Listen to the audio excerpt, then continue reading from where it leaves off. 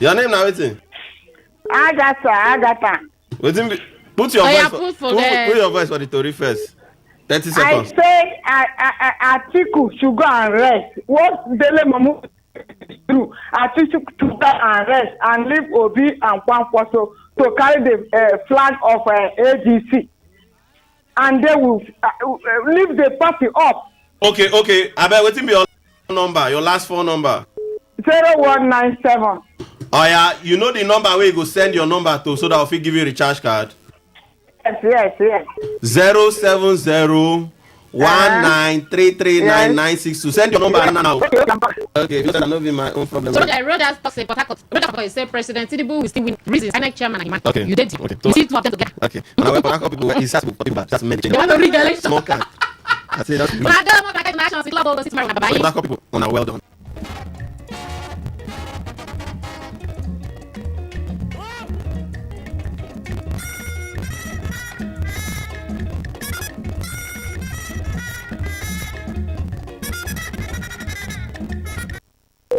I listen to radio. 95.1 FM.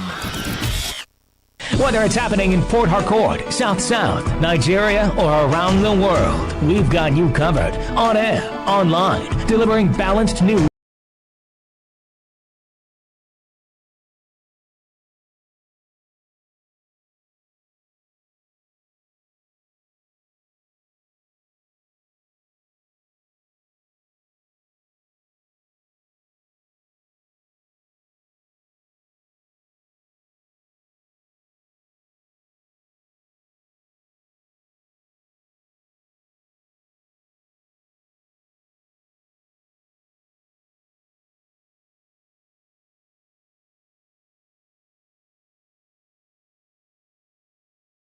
An unbiased analysis. Today, 95.1 FM. This is Today, 95.1 FM, Port Harcourt. News.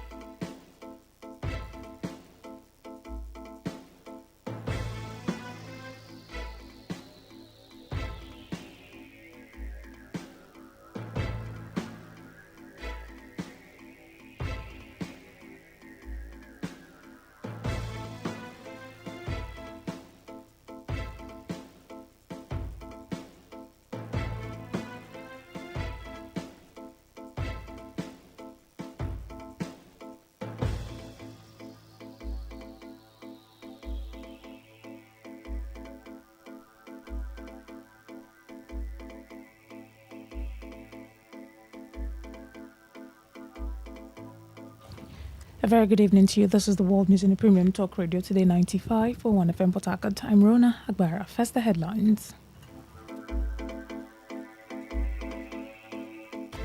President Bola Tinubu approved $75 million investment in Flutter Wave ahead of initial public offering.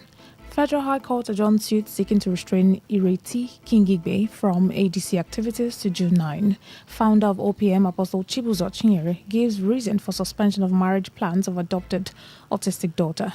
On the foreign scene, Belgium to fully digitize short-term work and commuter permit applications from May 2026. Details shortly.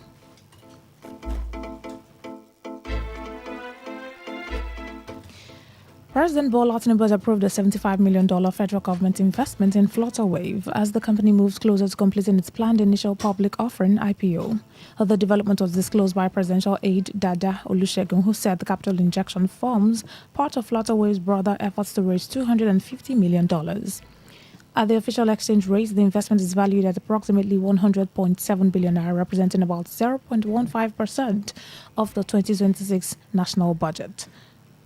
Flutterwave, which was last valued at over $3 billion following its 2022 series, the funding round, said the new fund would support expansion across existing markets, drive customer acquisition, and enable mergers, acquisitions, and product development.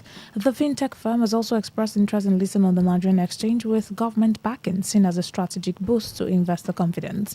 The approval aligns with Tinubu's earlier pledge to support fintech companies, strengthening payment infrastructure across Nigeria and Africa. The Northwest Zone of the All Progressive Congress APC has vowed to sustain its record as the party's strongest voting bloc in the 2027 general elections. The commitment was made in a communique issued after its maiden post-Congress meeting held at the Zonal Secretariat in Kaduna, chaired by National Vice Chairman Garaba Muhammad.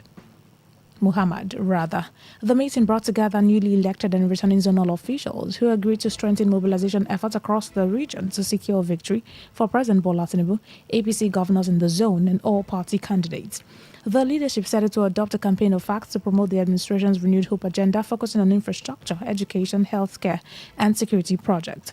The zone also pledged to maintain internal unity and address emerging political challenges while countering what it described as opposition misinformation. Since 1999, the Northwest has remained a critical stronghold for the APC and its predecessor parties, consistently delivering high vote counts in presidential elections. The Federal High Court in Abuja has adjourned a suit seeking to stop Senator Ireti Kingigbe from parodying herself as a member of the African Democratic Congress ADC until June 9. Justice Peter Alifu fixed the date following an application of adjournment by counsel to the plaintiffs, IG Ogugwa, who requested more time to prepare, noting that the matter was not a pre-election case. The court had earlier on April 2 declined to grant an interim injunction restraining Kingigbe from identifying as ADC member. Instead, Justice Alifu directed that she be put on notice to show cause why the relief sought should not be granted, and scheduled the case for hearing of all pending applications, including the preliminary objection filed by her counsel. The suit was instituted by two ward executives of the ADC in Abuja, Okezuo Kanayo and Isaiah Samuel, who alleged that the senator was suspended over anti-party activities, misconduct, and actions deemed disruptive to party operations. The plaintiffs claimed the suspension followed due process under the party's constitution, but accused Kingigbe of continuing to act as a member, holding parallel meetings, and allegedly intimidating party officials, claims that are central to the ongoing legal dispute. The Federal High Court in Abuja has ordered the immediate and unconditional release of Islamic scholar Sani Zaria from the custody of Defense Intelligence Agency (DIA) and the Department of State Services (DSS), following his detention over alleged links to a purported coup plot against President Bola Tinubu. Delivering judgment, Justice Peter Alifu held that the cleric's prolonged detention without trial violated his constitutional right, awarding 2 million naira each in damages against both security agencies for breaching sections 35 and 36 of the Constitution. The court also directed the Economic and Financial Crimes Commission, EFCC, and Jay's Bank to pay 1 million naira each for freezing the cleric's account without a valid court order, and ordered a public apology to the applicant for the violation of his fundamental rights. The court condemned the actions of the DIA and DSS, stressing that security agencies must operate within the confines of the law and respect Nigeria's constitutional provisions and international human rights obligations.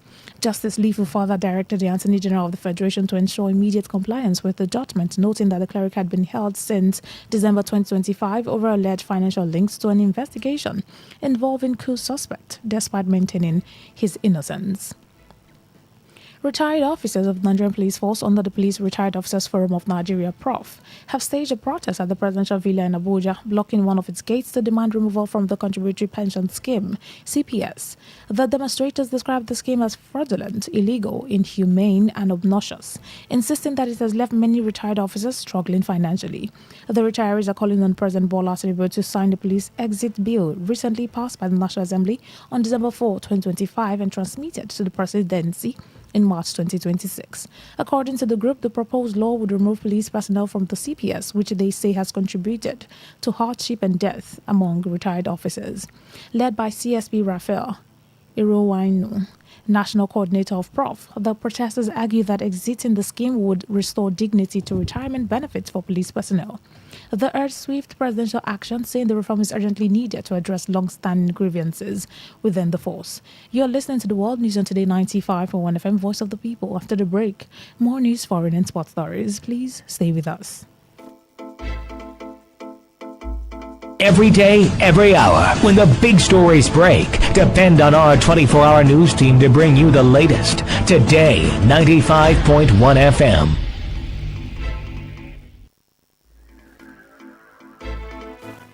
Thanks for staying with us. Now the rest of our stories.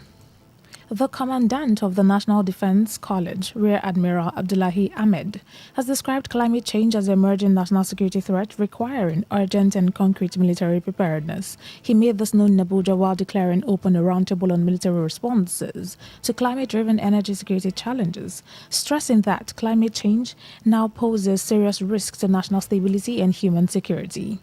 Ahmed called for stronger military readiness and enhanced collaboration among defense institutions, government agencies, development partners, and local communities to address the growing threat. He noted that climate change has evolved beyond environmental and developmental concerns into a strategic issue with far-reaching implications, urging stakeholders to contribute ideas that would help shape effective and sustainable responses to emerging challenges. The Ogbako Ikore Cultural Organization Worldwide has called on security agencies and the government to urgently intervene following reports of suspected bandit attacks in parts of Ikore land in River State. The group's President General, His Royal Majesty Gospawa Onwekwa, raised the alarm during a media briefing in River State condemning the invasion of Igbo community and the abduction of several residents, including a couple and a local vigilante leader. Eze Onwekwa alleged that about 200 armed attackers had taken over farmlands in the affected communities, disrupting economic and farming activities and worsening living conditions for residents. These bandits, armed with sophisticated weapons, have made life so unbearable for our people, bringing to halt economic and farming activities. Perhaps more disturbing is the fact that these communities constitute the host communities to the international airport, with international and local visitors. I would like to mention specifically that on the 8th of April 2026, these bandits unleashed their own venom over the Igbo community, in which a couple was kidnapped. Efforts by the local vigilante to rescue the abducted couples was unsuccessful, as the bandits, numbering over 200, overpowered the local vigilante through its superior firepower.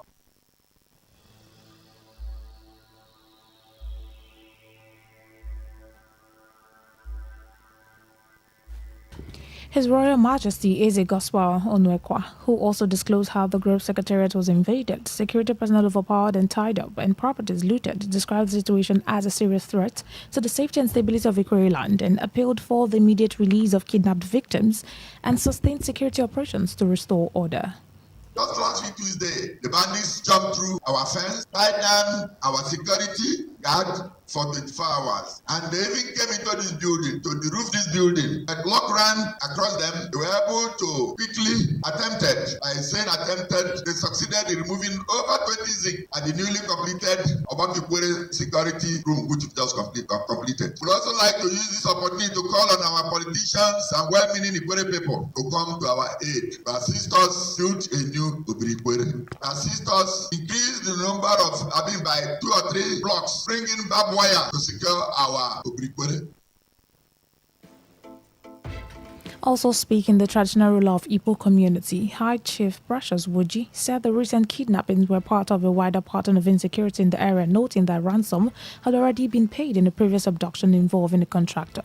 He warned that residents may be forced to relocate near the airport if authorities fail to act swiftly, urging the government to treat the security situation as urgent and critical. What happened of the recent is not the first time. Even the people constructing the new road awarded by the state government, one of the engineers was kidnapped early this this year, and the ransom was paid. Passerbys are frequently kidnapped and they pay ransom. Imagine where a NOSPAC member will be kidnapped. Who will pay the ransom? Become an issue. If Igbo people are not protected and enjoy those dividends of democracy, if peradventure tomorrow the bandits see nobody to kidnap in Igbo, they will approach the airport area and they either kidnap the travelers through the airport. We are calling on the federal government to come to our rescue, because when we feel that our environment is no longer protected, we join the airport community to see how we can take refuge.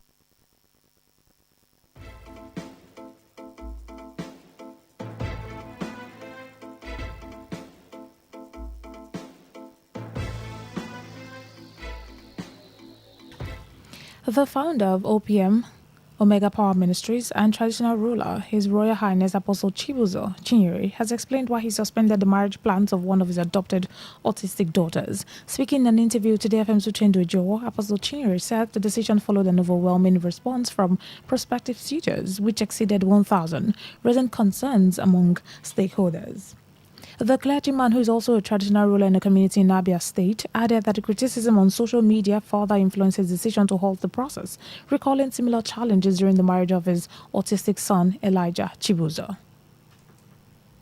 More than 1,000 men don't say they want to marry, but some people say, no, give them out for marriage. The talk don't plenty. So I decided to, for now, I don't cancel the marriage. Oh, she be talk. She talk. She can hear. But when say she dey autistic, she dey behave somehow like imbecile. So, but she is a very good girl. She can cook. She is very coordinated. People say, it's because of the benefits. That is why the men they come. Yes, of course, every man they get benefit. So if me, I decide to use a selling point, say, okay, I will give the person lifetime salary, I want to give the family a huge amount of money, so give them car and many other things. But people come, they talk for social media, so I can't call now, suspend that. Since I suspend, she don't they cry.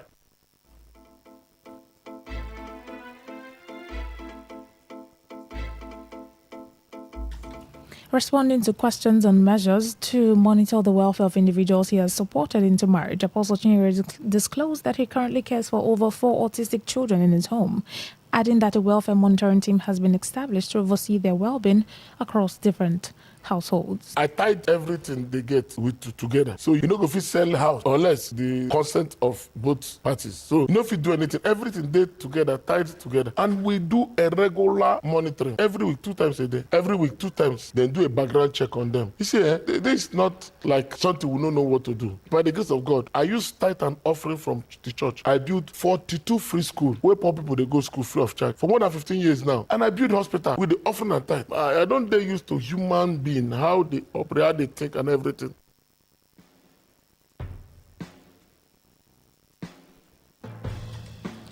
On the foreign scene, Belgium is set to fully overhaul its short-term work and commuter permit application system, transitioning to a fully digital process from May 1, 2026.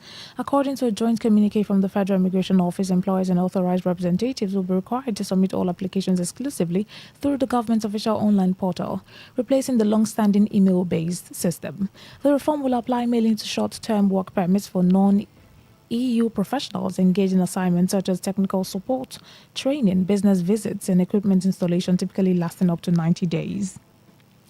Authorities say the move is aimed at improving efficiency, reducing administrative errors, and eliminating delays caused by incomplete or misplaced email submissions. To end the news, here's a summary of the major stories. President Bola Tinubu has approved a $75 million investment in Flutterwave ahead of its planned initial public offering. A federal high court in Abuja has adjourned the suit seeking to restrain Ireti Kingigbe from the ADC activities to June 9. We told you that the founder of OPM, Apostle Chibuzo Chinyere, has given reason for the suspension of marriage arrangement for his adopted autistic daughter. On the foreign scene, you also heard that Belgium has announced plans to fully digitize short-term work and commuter permit applications from May 2026. That was the news as edited by Stella Sasongo Korea. For comments and inquiries, please call 081-8389-2850 or send your emails to news@todayfmlive.com. You can read our stories on www.todayfmlive.com, on Facebook at Today95.1fm, on Instagram at TodayFM951, on X at TodayFM951. You can also join our YouTube live at Today95.1fm. I'm Rona Aguara. Thank you so much for listening. Good evening.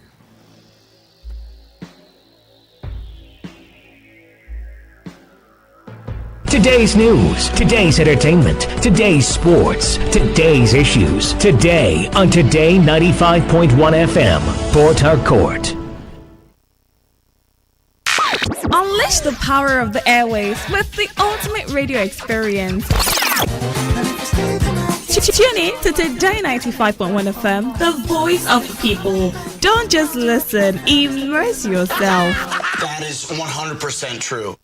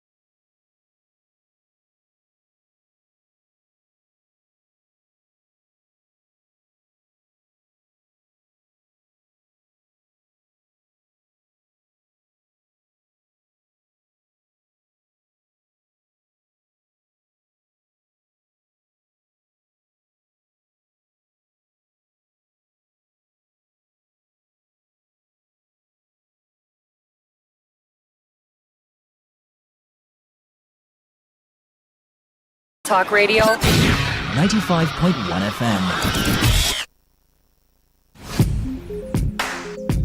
Looking to grow your business? Ready to elevate your brand and reach the right audience? This is your moment to take your brand to the next level with Today 95.1 FM. Your trusted voice, reaching thousands of listeners every single day. From startups to established brands, we create powerful advertising solutions that boost your visibility and drive real growth. Our affordable advertising packages are designed to give your business maximum visibility and real results. Don't just advertise where people are listening. Call us today on 0818-389-2850 or visit our station to book your slot now at Today FM Drive off East West Road, Obiapo. Today FM 95.1. Your voice, your market, your success.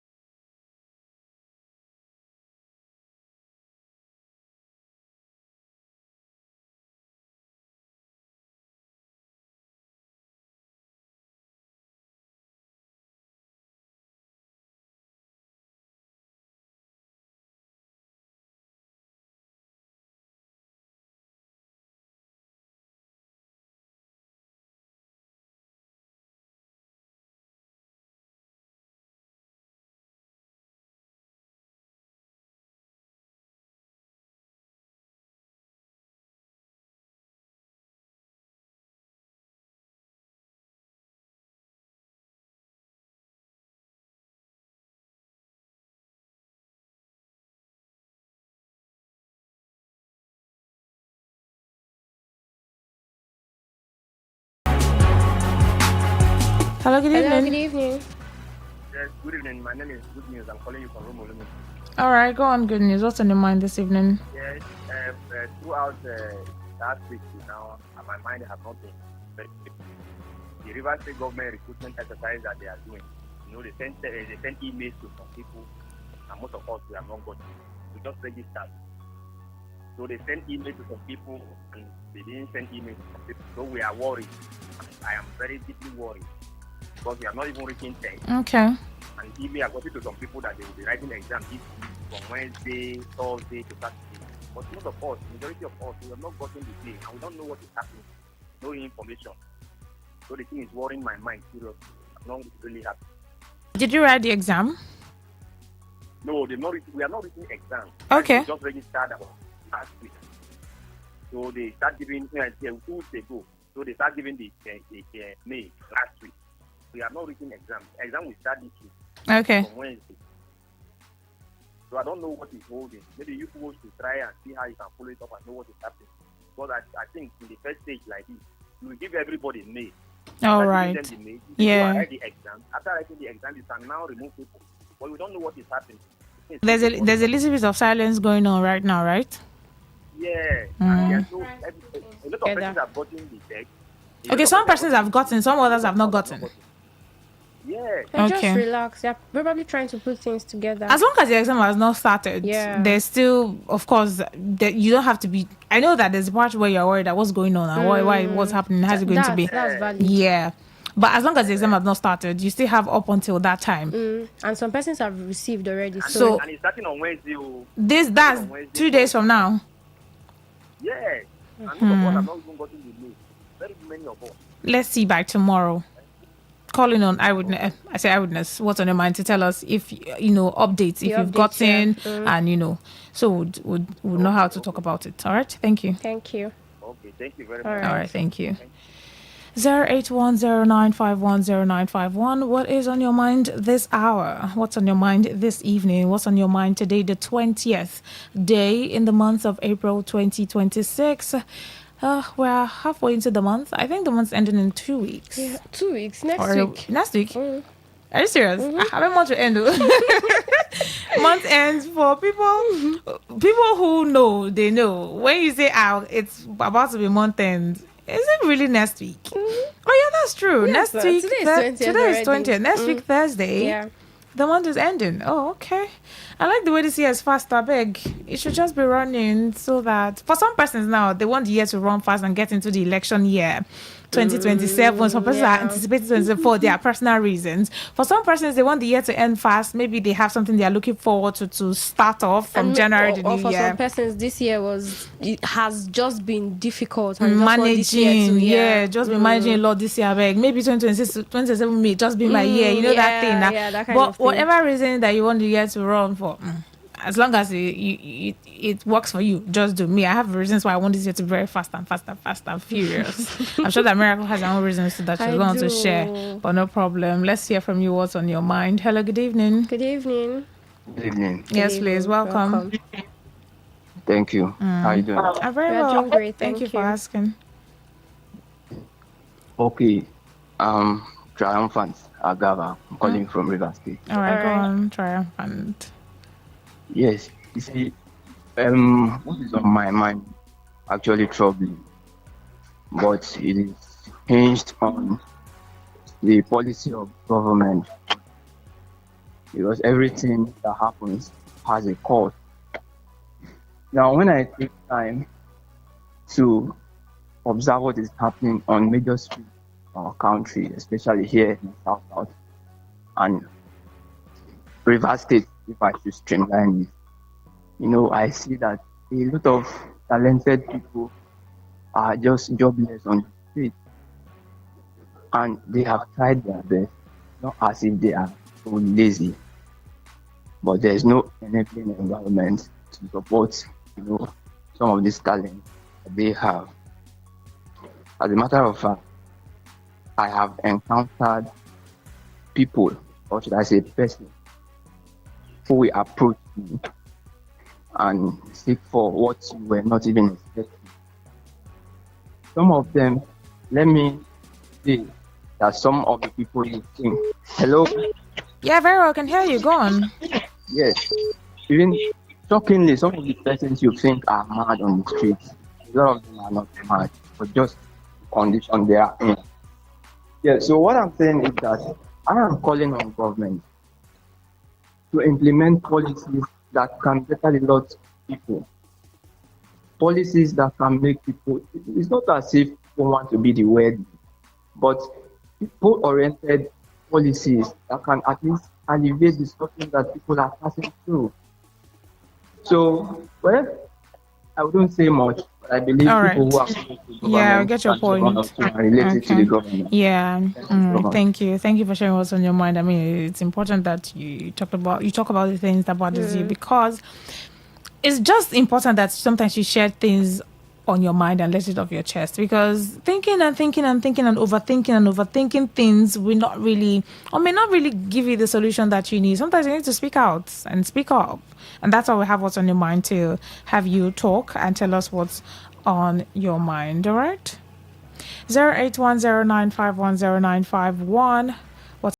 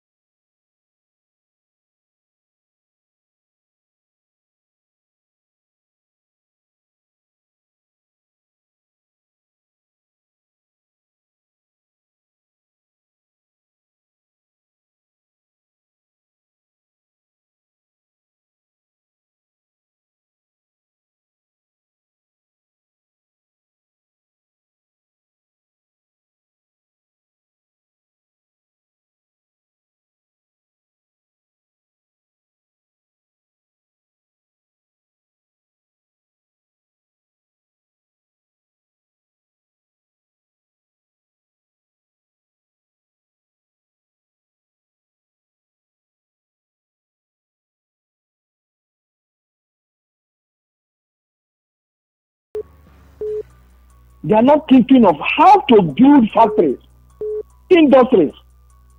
Those who are already in handwork, like the seamstress, the tailors, the craftsmen, how they will empower them, give them grant, not loan, give them grant, grow the economy. Let people stand to work for themselves than depending on free money, data money. Our politicians always think about how to be in office. Those who have right to be lawyers have refused to go to the court to make money. Those who are doctors have abandoned medicine. And in other professions, what they think is to be in charge, to be in office. I am worried. How can Nigeria grow? Okay. Thank you. Valid question if you ask me. How can Nigeria get better? Because if we get better, everyone enjoys it. If it gets worse, all of us suffers it. Hello, good evening. Good evening. Welcome. What is on my mind about my money? I'm always thinking about it. My gratuity. Your money? Yes, my gratuity that is being owed by the government. I'm a retired staff of local government. Right from 2019, I retired. Up to now, my gratuity has not been paid. And what bothers me most is about the recent approved minimum wage. Up till now, those of us who retired from the local government service, a dime has not been added to our monthly pension. Others are enjoying it. State workers are enjoying it. But we who retired from the local government, I don't know that Governor Finn is not a governor that covers all areas of the state. I don't know why this election, but mind him, let him tell him that is also a governor of both the local government and the state, not only the state. It encompasses everybody. So please, let him direct the local government service commission to liaise with the pension board at Forces Avenue so that they should find a way to pay off our gratuity and more especially this minimum wage that is being enjoyed by everybody, all the workers and both those that are retired. With the local government, we have not seen it. Our gratuity not paid, our pension arrears not paid. Then the minimum wage, what is happening now? Is it not the same state we are living in? It is not the same market. We pay the same transport whenever we travel. So please, they should help us. Thank you very much. All right. Thank you. All right. Thank you. Miracle. Thank you. All right. Thank you for sharing what's on your mind. Hello. Good evening. Hello, Miracle. Welcome. Good evening. Good evening to you. What's on your mind this evening? Yes, I'm calling from Agit area of Akot. Okay. Go on. Actually, plenty things on my mind. Just speak the ones that you right now. I will try handle one now. Go on. And that is our governor here.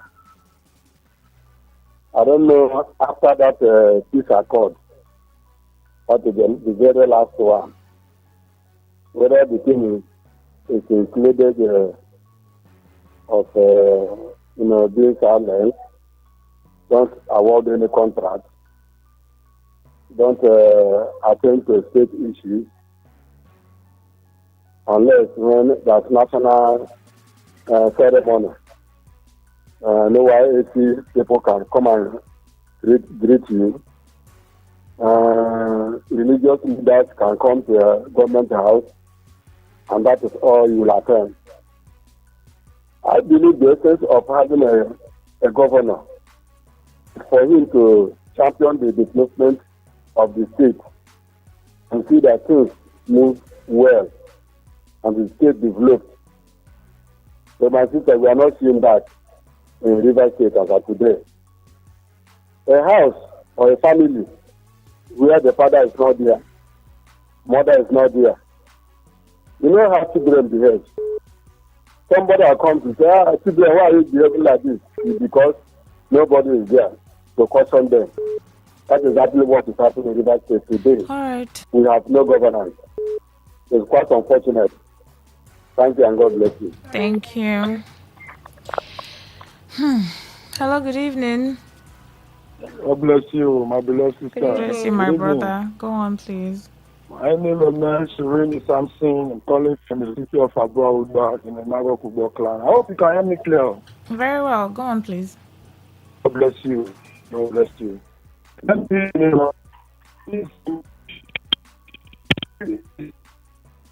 I think your network is a bit... the call is breaking.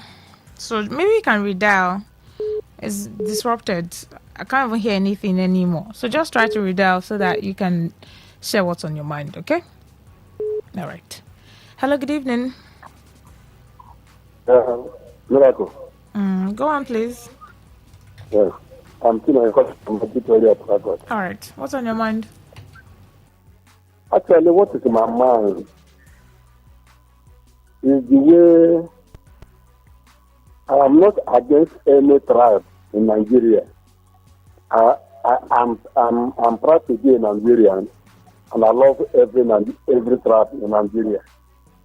So the attitude of some people can get me provoked. You know that some of our northern brothers, especially those in this Keke Brazil in Port Harcourt, and some of them that follows trailer, where they have trailer park in Port Harcourt, yeah. See, they will pull in the night or anytime. They will throw it inside gutter, or they will drop it at the roadside. They come to Bochimiri, I form Bochimiri, yeah. near Ajib Gate, where they drive Keke. The majority of people that are driving Keke are Hausa people. My sister, they have no house. They don't live in a conventional building. They sleep in their Keke. And at night, we pool and throw our gutter. Everywhere will be smelling. You say make it clean your gutter. You know thing we see na shit.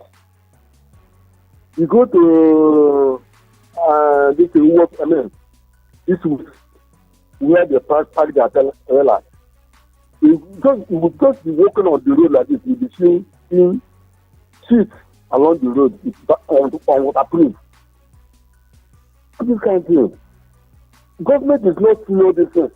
The environmental people are not seeing this thing. The thing is they clean the city, making the city as if nobody is concerned, nobody is at the leadership. It's quite regrettable. Thank you. All right. Okay. This is getting too much with the whole outside guys complaints and all that from scavengers. Now he started by saying that he's not against any tribe, which of course, yes, we're not against any tribe. It's just about humanity, having a sane, just being sane, exactly, and doing what you're supposed to do. So this one is even extreme. It is in throwing it in the gutter, and then when people want to clean the gutter, you'll be seeing all of that mess. 08109510951. What is on your mind this evening? Do we have messages? No, we don't. Someone sent a voice note. Please, in Kim Williams, your voice note is not clear. At some point, we couldn't hear you again because of network. So if you can, please resend. Okay, just record another one and send, and we'll be sure to play it. 08109510951. What is on your mind this evening?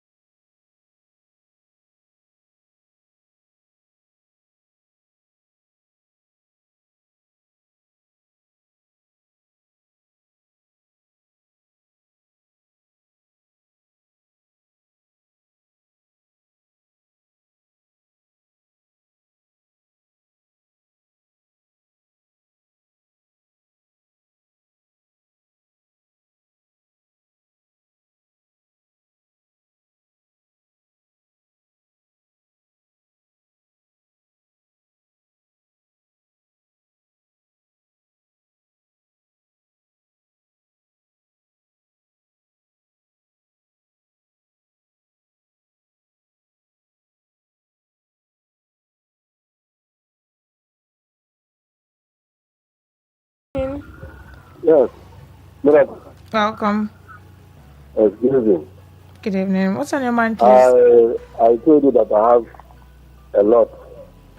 Oh, okay. You are the person who I told to redial, right? Yes? You are the person I told to dial again because of your network. Abby? Yes. Yes. Go on now. It's better. Okay. So, what is worrying my mind again is the fact that, as I said before, I don't hate any group. I love Nigeria. But I believe the right thing should be done. If you come to my house, live peacefully.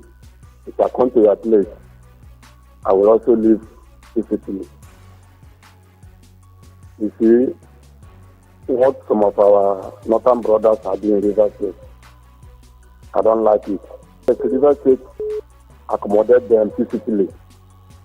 But most of the things they are doing here, they can't do it in places like Aba, Onitsha, or some part of Nigeria. But here, we allow them to do their business peacefully. We allow them to move about peacefully. The situation where the nation don't bring a dagger. All these things they are doing is very, very provocative. How many people have been killed in River State since last year? But they have never made any retaliation. They don't go do this kind of thing like Aba or Onitsha or even Lagos. They should be careful on how they do or live with people of River State. We accept them, but we are not foolish, we are not weak, we are not people that too desire. No, they should take everything peacefully. Otherwise, one day it will provoke us to anger. If they continue baggering or killing our people here, we will not continue tolerating it. Thank you. When you say we will not continue to tolerate it, what do you mean? That would now cause... We'll go violent. Do you mean they will do dagger for dagger? When you say like, you already dropped the call. Their actions are so extreme, we know, but then... But if we not follow them, we'll come for them. That's like we are declaring war, trying to threaten... There has to be someone who is sane at least. Be the bigger person, and then know the right approach to it. The law enforcement agencies and security agencies are supposed to be the one in charge trying to do that. It's getting out of hand. I know that they do so much. And honestly, you know that part about trying to call them to order. The next thing, they start to raise their voices. They start to shout. What are you shouting for? It's not even like they can speak English. Hey, we're glad to say that one. We have a message, I guess. Do we? Yes, we do. Okay, let's take that one and then we'll wrap up in a few minutes. What's on my mind? The Abdurrahman-led PDP should please present a presidential candidate for the 2027 general election, even if the person will not win. This is from Barrister Hudson Ogan. All right. Okay. Let's keep it moving now. A few more minutes and then we'll call it a wrap. There's another message here. Oh, okay. What is on my mind is the waste heaped and littered all over Port Harcourt. Nah, that one It's starting again. It's happening again. Yesterday. Today I couldn't even breathe fresh air on my way to work. Do you know how, this one is not just only in this area, all over Port Harcourt. And he said Irofe Road is something else. What is even going on in this state? Last week, people were parking cars on the median on mile 1. Hey, it's a pity. River State is looking. There's from PH. There's a lot of death everywhere. Yesterday I was passing through Rumola, and it was Rumola. If you see the heap dump, I don't know if that place is a dump site. It's not a dump site. It was on the road. It cannot be on the side, on one side of the road. You can, as the taxi was passing through that place, all the people in the car, they were just closing their nose. Some persons were spitting through the window. On my way to work, I could not breathe fresh air. Someone even made a comment and said, "Kai, see River State." And that person said, Port Harcourt done too dirty. But the River State government has purchased a fleet of refuse trucks now to boost the. So what's now going on with all of these deaths everywhere now? Let's see. Waste management people now. What's going on? It's just recent. Let's see. If changes will occur, and then maybe it will be this bad. It's not nice. I mean, apart Garden from City the now, site, apart from the site of it, the air smell, pollution too. God. Oh. The aesthetics of the state is a thing. I mean, the face of the state is looking somehow. Then let's talk about air pollution too. Let's talk about the environmental hazards too. There's just a lot of things, and people feel like, oh, that's the way to go. Just carry your desk and go and throw it on the road. They throw it for them. Make me save at my own job, and that's why it keeps gathering and gathering and it has become. And if we talk about this now, they'll say, what can we do now? People are something you can but do. You know that a lot of persons are actually contributing to this dump site everywhere. That's something you can do. You can burn them. You carry your data and go and drop on the road because someone else put it there, and that person say another person put it there. That's why the thing just keeps increasing. It's not even nice. Let's take this final call and then we'll wrap it up. 0810951091. What's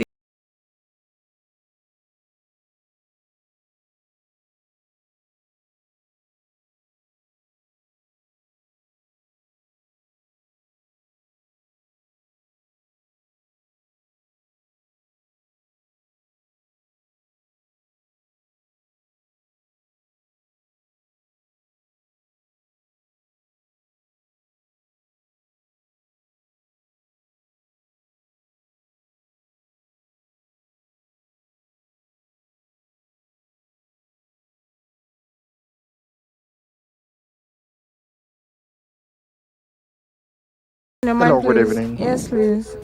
My name is Goody, calling from Port Harcourt. All right, go on. What is in my mind is this: the forthcoming election, and a lot of people, they actually want to vote for their own preferred candidate, their choice. But the problem now is this: how can they remove the person they want to remove? Some people are afraid of the election. Some people choose Obi. Some people choose the Mr. President, the Tinubu. But then the question is this: Obi say to his own people, if una no do am well, me I no go gree. I go comot. Now fear is there. Other people say that they will unite. And where will people be, and how will they do it to remove this man? If they want to remove the Mr. President, it's with the unity of mind. But for now, you see fear everywhere. They don't know what thing they go do. And some people now, they want to put their preferred candidate. But the problem now, they don't know who to vote for. There is a total confusion in the mind of people. But the only thing I ask people, who will you vote? If you want to vote somebody, vote the person. If you don't vote for the person, you are encouraging the other ones, and the thing will not help. Thank you very much. Thank you. Some people don't. When you say some people don't know, people are confused. I don't think that's true. Everybody knows what they want to do. Right. Everybody knows Come who they next want. year. Yeah. You just do what you want to do. Mm-hmm. The important thing Everybody is do what you feel. Yeah, you that say people you don't want. know, people are confused. People are not confused about who they want and how they want it to be. This will wrap up what's on your mind. We can't take any more calls. A few more minutes and then area talk begins soon after. Please stay with us. My name is Rona Agbara. My name is Miracle Emmanuel. Good evening. Wake up to the ultimate mix. Today's quest, today's connect, today's hustle, all on one station. Only on Today 95.1 FM, the voice of the people, where the streets speak and we amplify.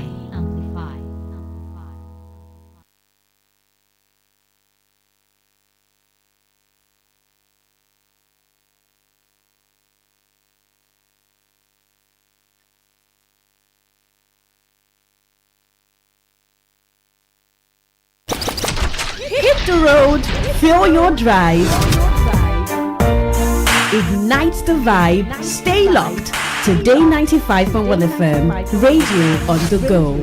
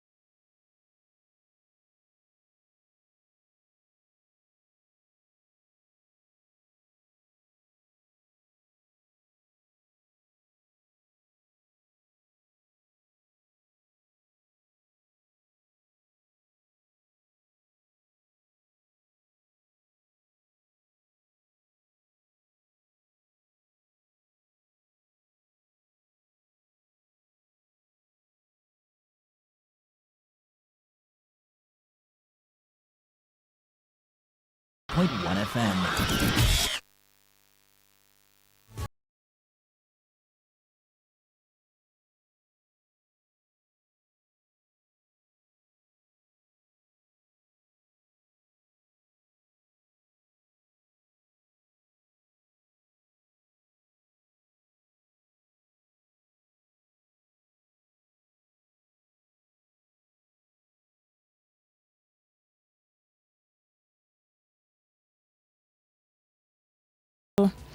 Area Talk on Today 95.1 FM. If you're still locked in, thank you so much. This is Area Talk, where we talk about the things that happens within us. In around River us. State, Yes. yeah. River State, not just in Port Harcourt, River State in general, because it's always a lot of things happening.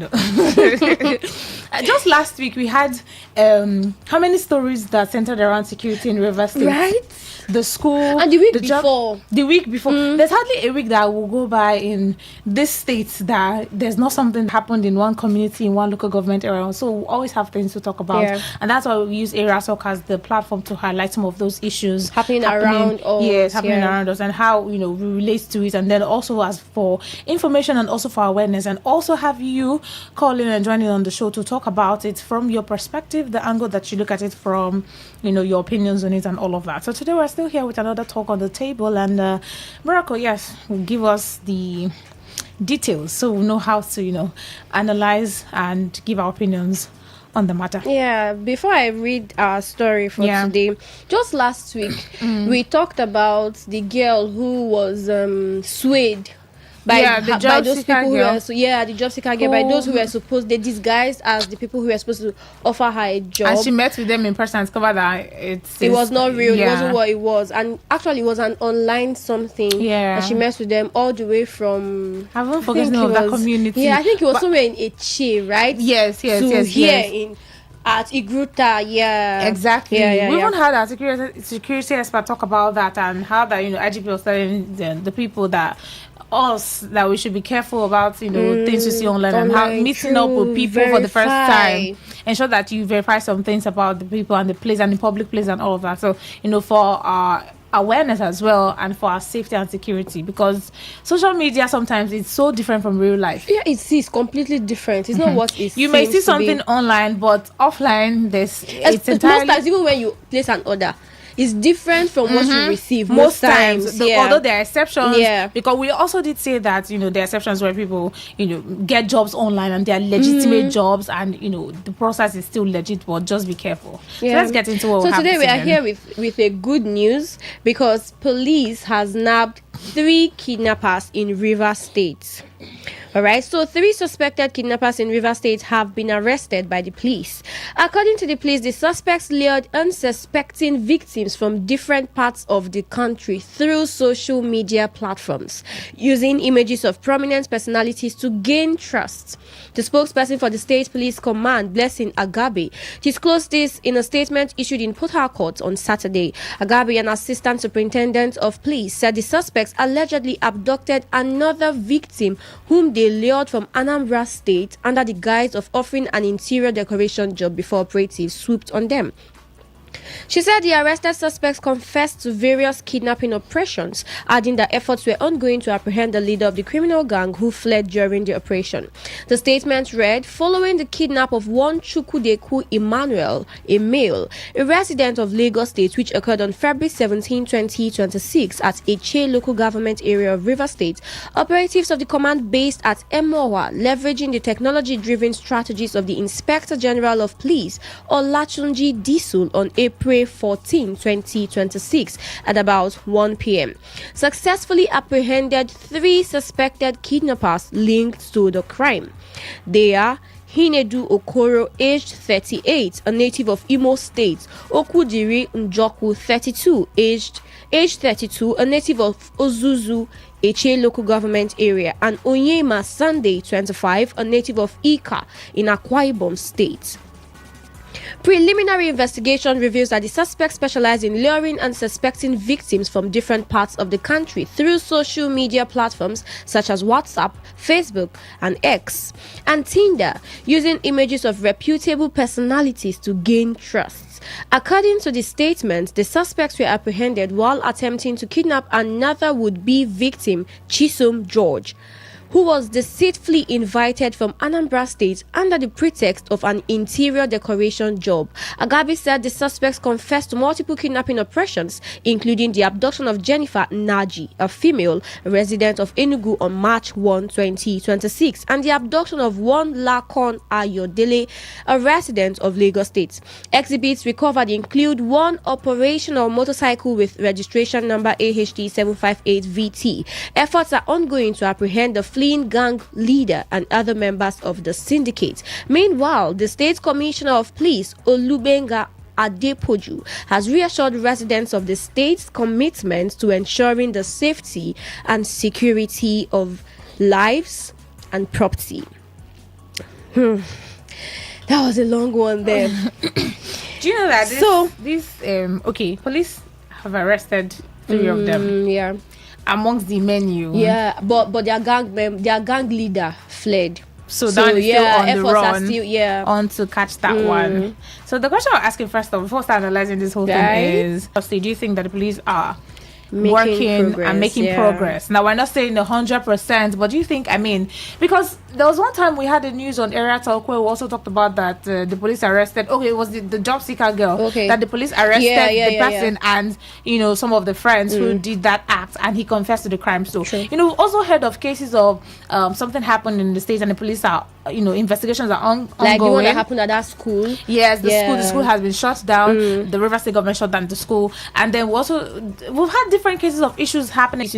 Either investigation is on the way, the persons are still on the run, the police are trying to get intelligence to get them, or they've been nabbed already. But at least we can see that putting in effort here and there. But we also want to hear you, a Rivers person, someone living in the state. The fact that you live in your community or your local government area, but the fact that you're in the state, you should have opinions about it. So we'd also want to hear if you think that the police here in the state, the police are trying and they are showing efforts in curbing security. But before we get your opinion on that, let's also talk about these people and how they do their thing. It's almost like, yes, we know they were in digital and this one is quite different because they were using the pictures of some prominent people to gain the trust of their victims. Because imagine that you see a job online and you see that the person managing this job cannot be a scam. There's an opening there, true. It may just be that like a big opportunity. Yes, let's say you see an opening that Dangote Refinery is recruiting people.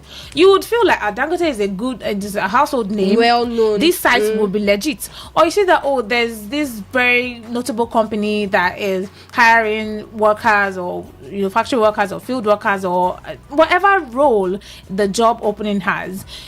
Unsuspecting people will just feel like this is a good site. Some persons even travel from one state to another with the idea that I'm going for a job or I just got a job at so place. And then when you get to the states, you now see they don't catch you. You now realize that this is not the job. Their victims even travel from Lagos. That's what I'm saying. That imagine that you travel from one state. Some persons take a lot of risk. I don't want to say it's desperation the reason why people do so much. I know that the country is hard, economy is tight and hard. People are looking for jobs. People are trying to get better, to earn more. Some persons may have a job and say, okay, I want a better one. But before you make a move as to travel from your state to another state completely entirely, these things are security measures for your own safety. We know that it happens that people relocate to a new state and get jobs there and start working and life gets better, but it does not erode the fact that people still get into trouble and danger and harm's way because of trying to move from one state to another, because relocating to a new state is a whole lot of change. It's not something that you just do online alone, especially when you don't have someone in that other state you're relocating you're to. going there for there.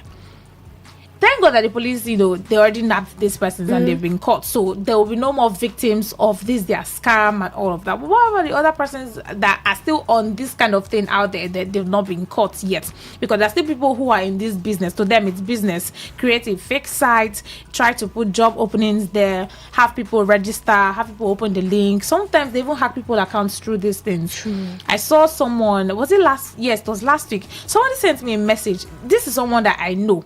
This is even a relative, but we're like a distant relative. We're not so close. I just have her contact. And it was a random day. I was at work that evening. I got a message and the person said, please, how are you? The person just said, and how I knew, I didn't, okay, let me not try to act like, I just knew from the start. But at some point, it started to add up because, first off, me and this person, we have not talked for over a year. And it's not like we have any bad blood between us, but we're just very distant relatives. We hardly talk unless maybe it's a very important thing. So we don't talk, we just have each other's contact. And the lady, auntie, let's just call her that way, she just sent a message, say, how are you? Good evening. Please, I need your help. It's urgent. First of all, when I saw the message, what happened? This one is texting me. We don't talk. What's going on? And I said, okay, ma, good evening, ma. What's the problem? I said, okay, ma, good evening, ma. Go ahead. She just said, please, it's urgent. It's an emergency. Can you send her 100,000 naira to this account? Sum. Like, can you send 100,000 naira? And I know her husband. Her husband is also like a relative of the family, sort of. And, I saw the message and I'm like, 100,000 naira. Someone that not talk just like that. Maybe the person. It was later I found out that they hacked her account. Imagine that I sent money now. They will collect my hard earned 100,000 naira money that I've been saving that I want to use to do something in my life or for a plan. And when I saw the message, first of all, I was like, 100,000 naira just like that. Wow. And I said, what's the emergency? Person didn't respond, and I thought of, but this woman's husband, I know her husband now. My husband is okay now, works in a good place, and so why is she asking me for 100,000 emergency? And I said, I don't have that much, ma. The person that said, at that point I didn't know she was not the one. The person that said, okay, how much do you have? Do you have up to 50 to send? The next thing, the person that sends the name, the account number, the everything. And I said that, please, I'll reply to you later. I'm actually at work. That's what I said. The person that read the message and didn't respond. Later, when I was off, off air, and I texted the person and said, so about the stuff that you're talking about, I right now I don't really have much to send. I just have stuff for moving around, and it's not even up to that what you want. The person read the message and didn't reply again. So I thought that, maybe she was angry. The next morning, I realized that the person deleted. Okay, let me just say she deleted all the messages that she had sent. Like, this is my angry that I not send her 100,000 naira just like that. I thought that she was the one. And I said maybe much later when I have time, I will call to ask her that, sorry, I didn't respond or something like that. Later, and that's what her husband had posted on his status that, please, if anyone sends you a message asking for money, it's just know that it has been, my wife's account has been hacked. Please do not respond or send message or money to any account. That's when I realized that, so somebody actually hacked someone's account. Is begging for money from all of our contacts.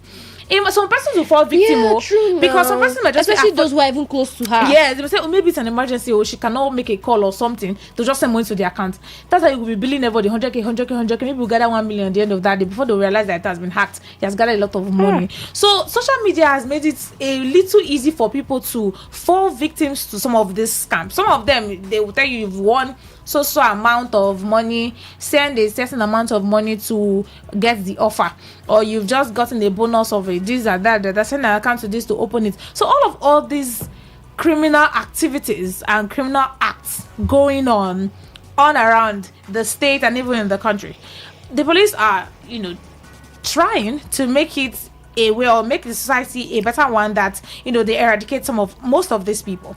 Now, making reference to these persons that were arrested by the police and some other persons too that have been arrested that we've probably not brought the news on here. So the question we're asking right now is, do you think that security in the state? Don't let anything stop you from being active. But when a severe headache strikes, I always trust Sudrex Extra. Effective relief for severe headaches, muscle pain, and fever. Sudrex acts fast for more than 20 years. Overcome pain and win your day. If symptoms persist after 3 days, consult your doctor.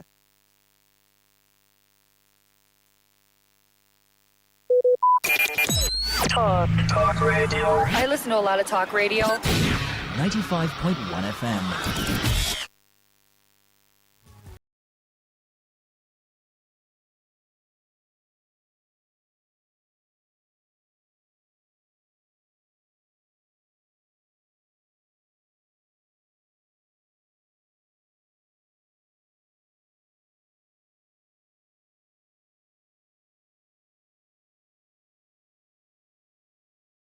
From that, yes, let's have a conversation now. I see calls coming in already. We're talking about the three suspected kidnappers in River State that have been arrested by the police. I mean, these kidnappers, they lure their unsuspecting victims from different parts of the country through social media platforms. Some persons now listening to us may have fallen victim of this. True. Not maybe interstate, but within the state.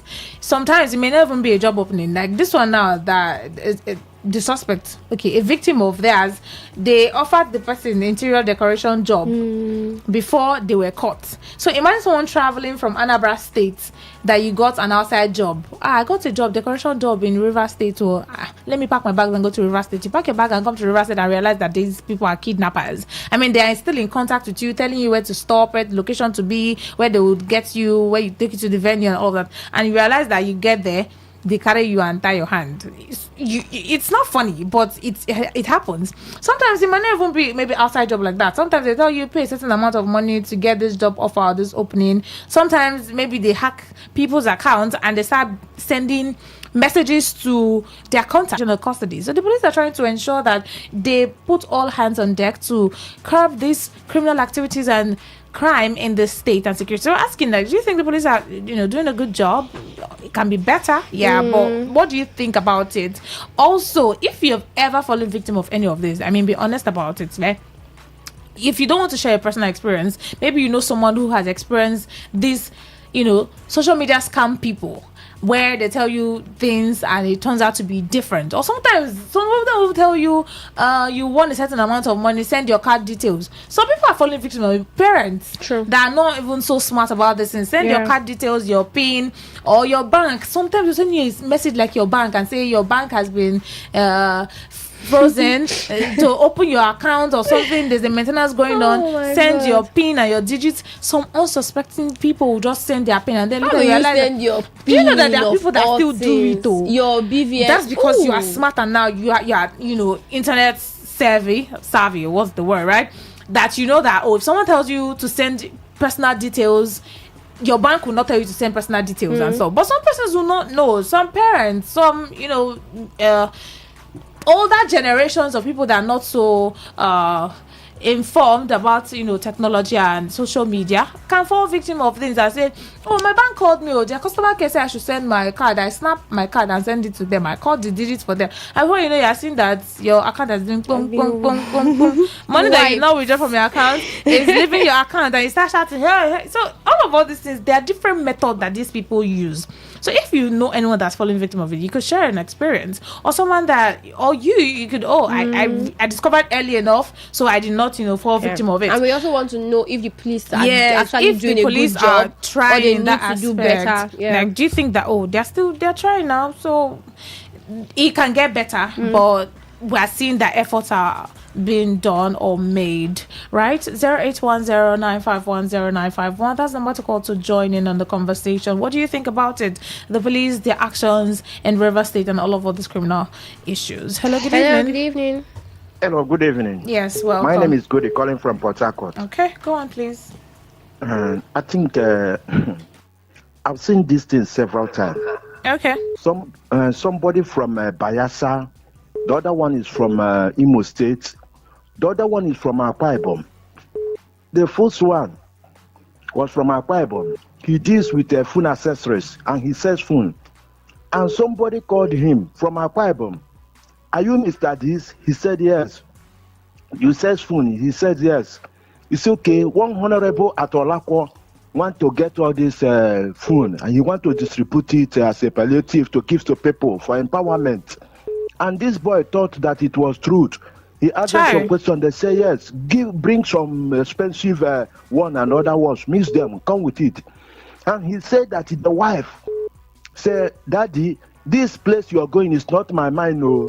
He said, "Don't worry. I know what I know where I'm going. I will come back." So when he went, they told him, when you get to Igruta, when you get to Igruta roundabout, there is a bike that is going to take you down to Olakwa. And he was still in contact with these people. Yes, there is a bike that is going to take you to Olakwa. And this boy, when he got to Igruta roundabout, he stopped. A bike came and took him down to Olakwa. And the wife called him again. "Daddy, where are you? Their journey, this is your journey. It's not my mind." No. He said, "Don't worry. As this boy was going, he said that they moved to one track road. He was asking them this type. Okay, he was reasoning in his mind. He said, "This type of place is that where Honorable come from?" And this place we are going, I'm not sure. I'm not going again. This boy said, "No, we are approaching to the place." He was asking himself, "This type of place where Honorable want to distribute food." Before you know it, this guy forced himself and jumped down, and they pursued him. He ran to the church where we were gathered, and spread this information. Even the Anambra person that was a worker, all this medicine, they told him, "Come and work for us. There is a work." He left that place. All right. So that's how you realized that it was a scam thing. Yes, All right, my thank own you. experience. So what do you here. think? The police are they doing a great job or they need to do better? The police need to do more because these people are everywhere. All You right. see, the other one called me my phone, called my number, called me, told me my bank need my BVN and every other thing. I looked at it, I laughed. I said, "This scammer have these fraudsters All have right, come." thank you. All right, thank you for sharing. I mean, thank you for also sharing your Thank you. experience. Thank you. Hello, good evening. Hello, good evening. 0810951091. Hello, good evening. I don't know what's wrong with the network. Please, network, operate with us this evening. Please, I don't want issues. Hello, good evening. Hello, good evening. Hello, greetings to the two beautiful ladies in the studio. Good Greetings evening. to you. Welcome. Yeah, Regina calling from Chekoche. All right, Regina, go on. First of all, let me commend the River State Police Command for the good work that they are doing. Let me also say here that the business that people are using social media to do, I think it's high time that federal government should begin to regulate the activities that is going on within the social media.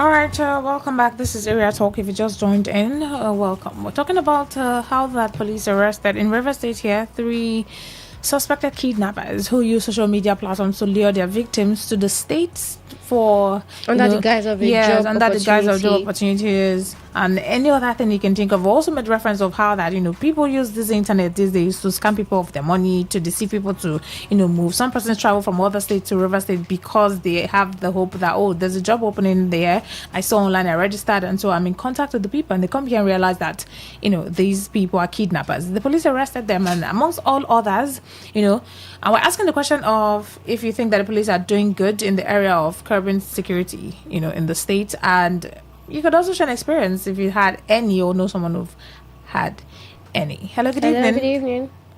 Yes, Reginald, I call back. All right, thank you. Go on. Yeah, I was talking about, in particular, one of the boy that was arrested,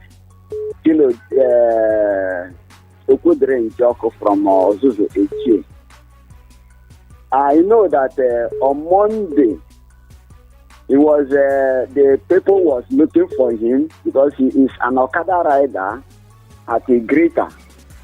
Information I got shows that he left for Okada business at a greater and never came back not until on Wednesday. The people were looking for him, the parents were looking for him. They even went to OK police station to report for his missing. All of a sudden, his name was mentioned as one of the kidnappers. So I want to use this opportunity to call on the River State Police Command to make proper investigation.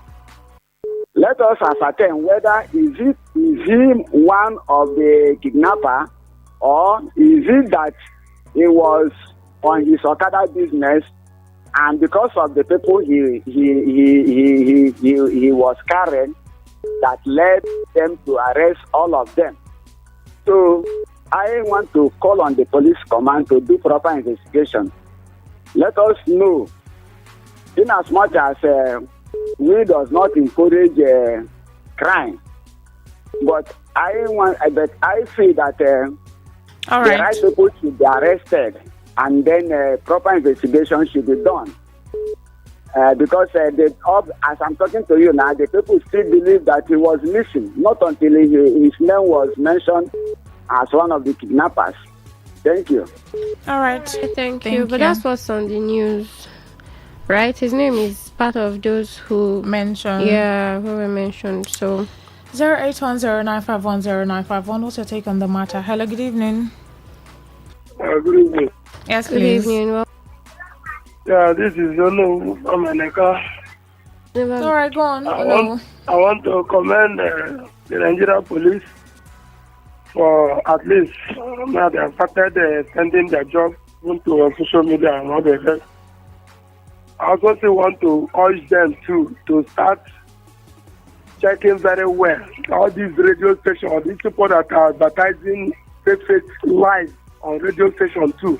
Which people? Going after them too. People that are advertising what?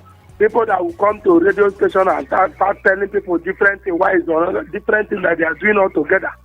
They should be taking their matter serious. It's not when we arrest them and take them to court or take them to police station, they will start using connection to cover things up, because it has happened to me.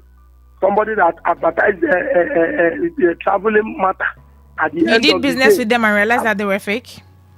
You said? Did you do business with the people who advertised and you realized they were fake? Yes. The people they advertise on the radio that they are doing traveling. Yeah, I'm asking, did you do business with them because of that? Yes, I did. I did. They scammed me my money. Oh, they that's so scammed me. As I'm talking to you, you are in court like this. Seriously. And they were trying to use their connection to oppress me. But God stood by me, because God knows that I did not see the money that I gave to them. So all right, the police will also be dealing with those particular set of people very well. All right. 08109510951.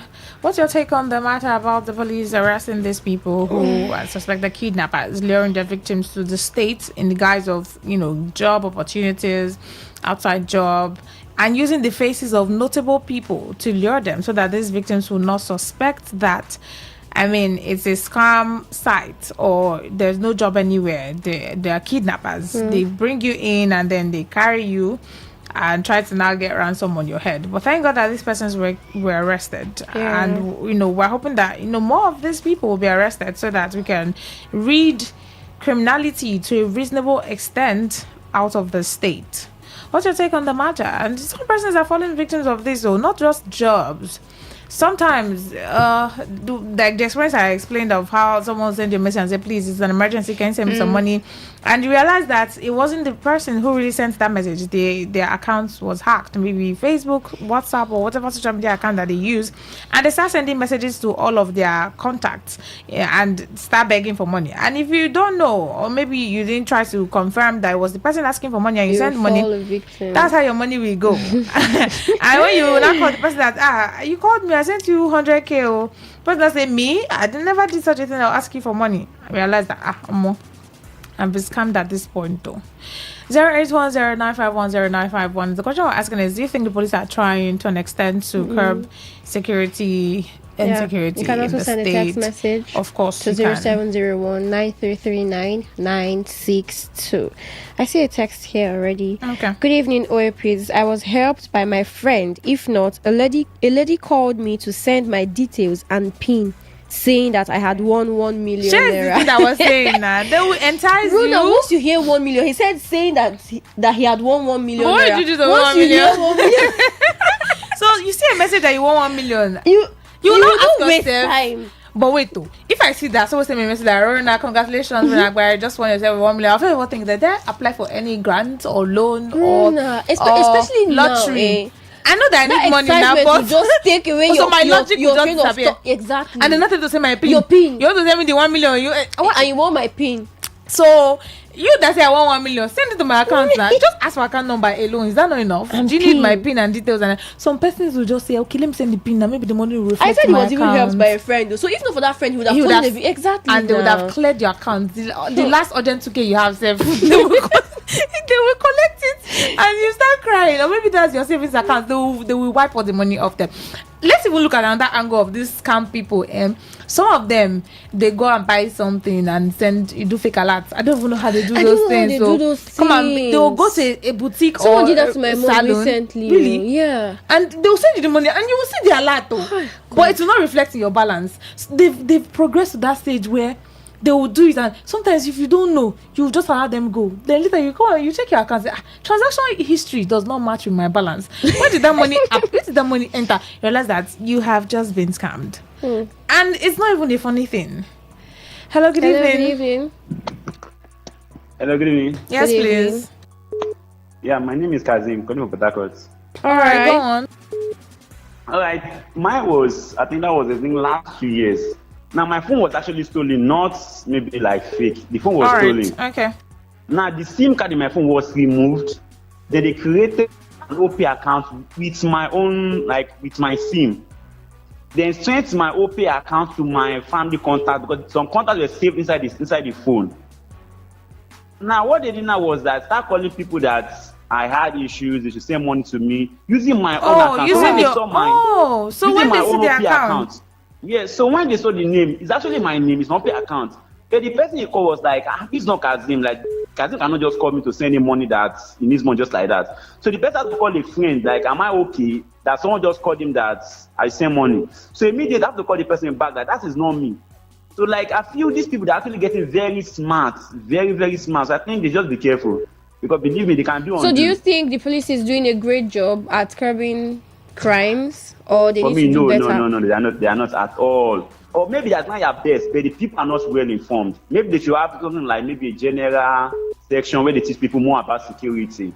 Otherwise, thank you. Most are not aware. All right, thank you.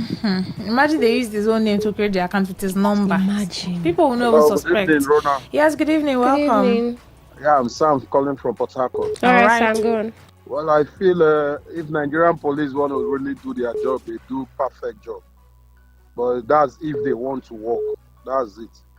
But the thing is, Nigerians, we should stop being greedy because these men, they still use the old pattern. So it's very easy for you to know when they call you for such fraudulent activities.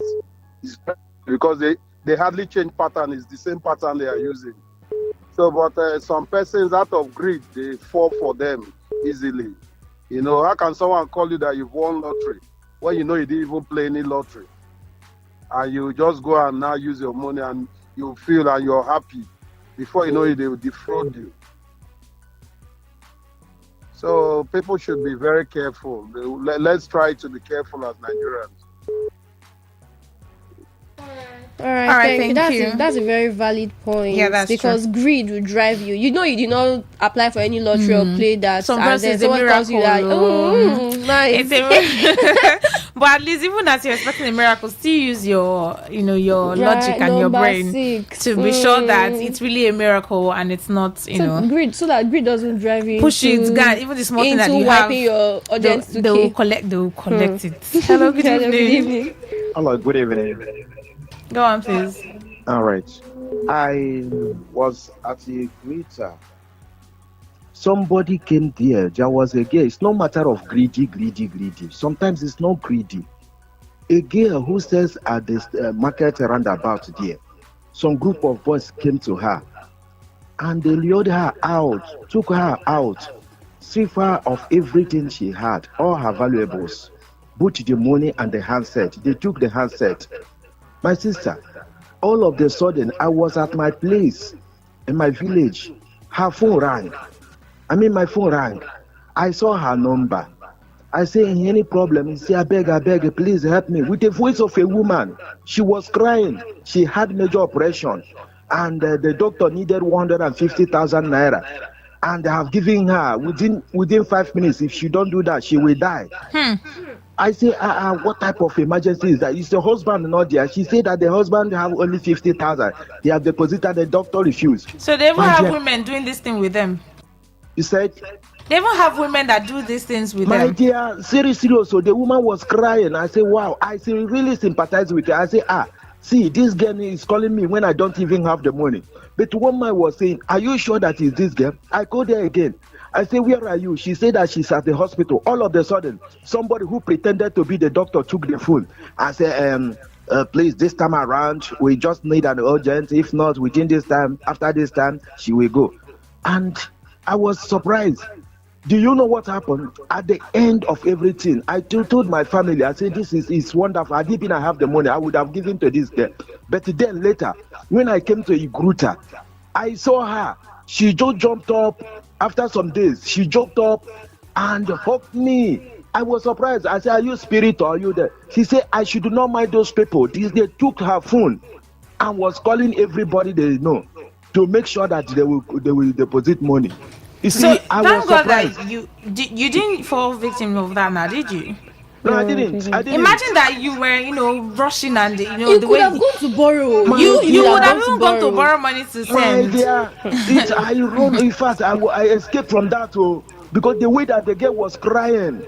I said, how can I leave this girl to die? At the end, this girl was telling me, see, they scammed her. They took her phone, every other of her valuables, and they made away with it. Now they are using it to defraud people. I said, thank God for you. From that day, my dear, nobody will call me in that way again. Even if it's real now, at this point, you will not even believe anymore. But even though my mama, my father, my son, my daughter, no, it's not matter of greed. All right. Thank you for sharing your experience. So, hello, good evening. 0810951091.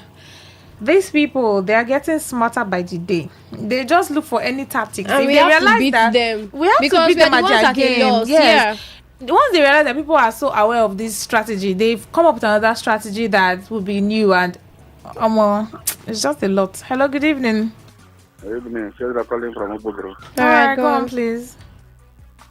Yeah, I will say that anybody that falls to this victim, many people, at least 70%, caused by greed. Yeah, amen. Okay. Are you hearing me? Yeah, very well. Yeah, I say 70% fall in by greed. Because they'll be calling, they will send you a message. When I know I did not feel any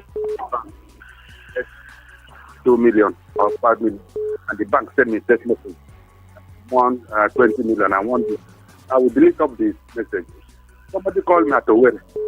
Say, my sister, my law, I should pay him. I should say, I can't remember. I can't remember which of my I'm from Anthony here. Listen, are you listening? Very well. Yes. I'm from Anthony, and somebody is calling from a word that I should be my in-law at the word. I said, who is that?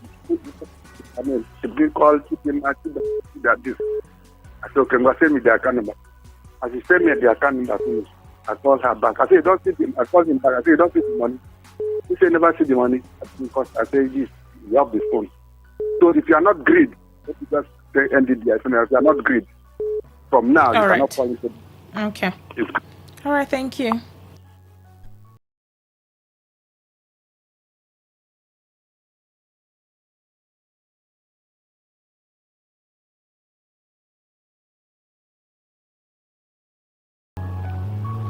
Hello, good evening. Hello, good evening. Yes, please.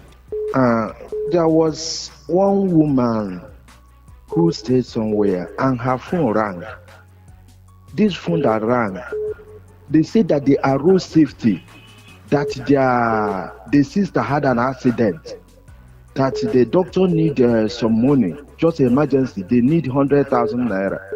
And this lady had only one sister, knowing where the sister was, but the only thing, she don't know her state as of then. And these people insisted, this lady wanted to, but all of a sudden she took over it and said, no, I will maintain my peace. She retained her peace. All of a sudden, these people called again, say, hasten up. If not, anything can happen now. We are the East-West Road, Ahoda side. Do you know what happened? This woman refused. At the later, the lady called them. You people are criminal. You are thief. God will punish you. Thunder will kill you. Jesus, you know what they said? They said, Madam, made abuse also. Now I work where would they do? Now the thing where would How they is that chop? even a work to do? Now I work where would they do? Now the thing where would they chop? No cost also. That was when they off the phone. That's the end of the communication. She later saw the sister, and the sister talked how they took her phone from her. Sometimes it's not greedy. You see, this life, anything can happen. There are greedies for one night, fraudster, people that can dupe you. As of me, I was in a church one certain day. These people called me and told me that the bank need my BVN, they need my this, they need my that. I discovered that they are the people. I said, okay, don't worry, after the church. Do you know before we end the church, they called again. They called it on Sunday. I say bank doesn't work on Sunday. That one, okay. Sometimes they make some outrageous claims that we think these people you are talking to, you think they don't think. Do you think that is drugless in our heads? Hello, good evening. Yes. Let me give you one story. Something that was supposed to happen to me some time ago. There was this lady that was following me on social media. She claimed to be my friend from UK. And she says she has seen my profile, that you are a good guy, and that she wants to fall in love. She is in love. This one came with relationship to you. Yeah, well. Yeah.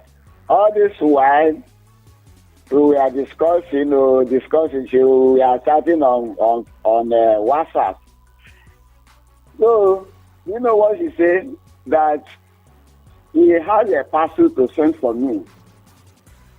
She showed me the photo of an iPhone Pro 15, very costly iPhone, and that in that parcel it contains $14,000, £14,000, and that this parcel will be landing in Lagos International Airport. By then, I know that it's a scam. I pretend to be a genuine person, to be a good guy. I say, no problem. The following day, she called me that I should go to Lagos also and ask and in the airport social place. She gave me a particular place I should go. I said no, I don't have that money to go to Lagos now that I am in Port Harcourt. Why not send it to Port Harcourt? She said okay, no problem. That she will do that. Then after about 3 hours, she told me that this thing is at the Port Harcourt airport. I should go there. So. I said, as you are seeing me, I don't have money. It's okay that this tax riders will send it to me. I said, good. All right, thank you.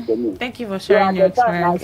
She told me that they needed 100,000 naira to do a clearance. I said, you want to send me $14,000?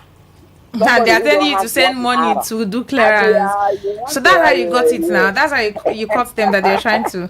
Thank you. All right. Thank you. All right. 08109510951. A few more minutes for wrap up the show. Do not forget you can send a text message, a WhatsApp message, or a voice note to 0701-933-9962. Also, the case of the police are they trying to curb this, or they are not trying so much? I mean, we also need your opinion on that. Apart sharing your experiences or experiences of others, that's also a way of creating awareness to people. But then also tell us your take on that one. 08109510951. That call, I just lost that call. This network is playing with me. That's okay, playing with me. I don't even want your stress this evening. Please help me. Let's help each other. Hello, good evening. Hello, good evening. Go on, please. We speak all these things to make sure that people are aware. We create awareness to people so that they will be very, very careful. Because some people, they are just doing like people who are just coming out in this world. When somebody will call you, bring your BVN, bring this, bring that, please, the police should be able to trace those people.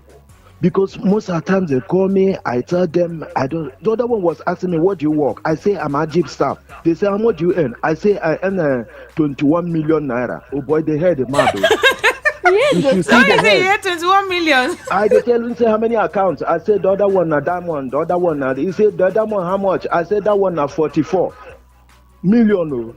In my sister, if you see how these people, I'll just say, they want to help me. And I'm a good customer to them. I say, helping me, don't worry. Tomorrow I will go to a bank. They say, no, don't worry, don't go to a bank. We'll take care of it. At the end of it, what happened? I discovered when I went to a bank and told them, you know what the bank person tell me? I beg, go. These people can be, what language you use? They say these people can be diabolical. Thank you. See, they can be diabolical.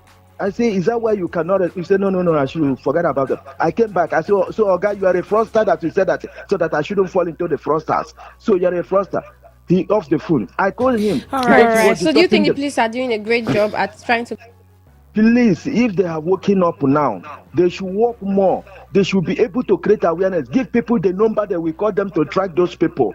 Give people the number, just distribute it, orientate people, teach people. All right, a lot of people are falling victim of it. Thank you very much. Thank you so much. What that got me was when he said that he asked 21 million naira. I'm sure that those people will be saying, they will be excited.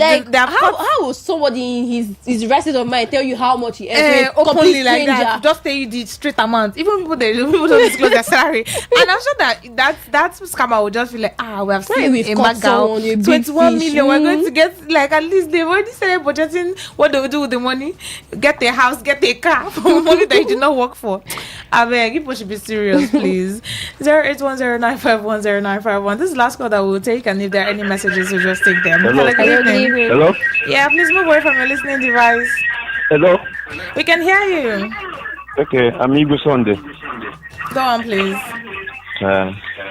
You have to turn down the volume of your listening device so that we can hear you. Turn down the volume of your listening device. I'm out.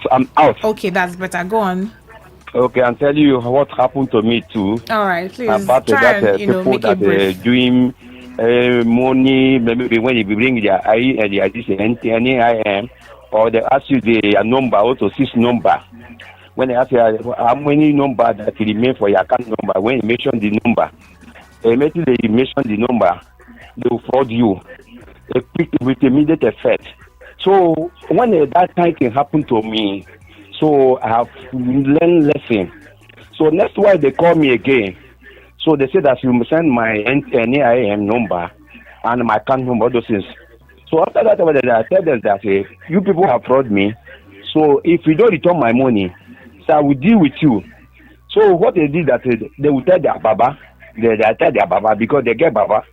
So when I called them, I said they want to give their baba their phone so that I will talk with them on the phone so that I say that I threatened them to bring back my money, they return my money. They refuse. So they start to laughing at me, say that I'm a fool goat. I'm a fool god. I say, look at you. So if you don't return my All money, right, thank I will you. deal with you. So since that time when I have learned lesson, Yeah. so I know want to fall for their trap. Thank you. Okay, Yeah, where I thank rest my you. case. I remain Igwe on the powerful All from right. Rumuji. Thank you. Thank you all so much for joining on the show. I appreciate your contributions, your thank you. experiences, and Most of them were funny. Yeah, but then but then we drew a lot of lessons from them. Yeah. Also it's a little awareness to people so that you just be careful about these people. I know we can't be too careful, but at least try and open your eyes and Don't be give your vigilant. personal information Out just like that, no matter the source. Confirm the source first, yeah, true. before you start giving out BVN, NIN, your PIN, your PIN, your date of birth, your family lineage, legacy, everything. Just be careful so that you don't call crying that you just got scammed. I mean, be wise and be smart and be vigilant. All right. In a few minutes we'll begin Eyewitness Reports. My name is Rona Agbara. My name is Miracle Emmanuel. Good evening. Good evening.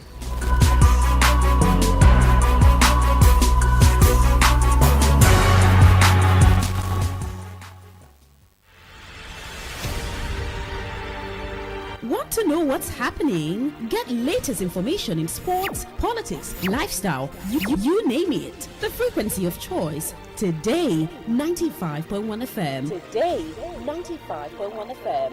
We serve you the latest update on everything. Today, 95.1 FM. We are the voice of the people. The voice of the people.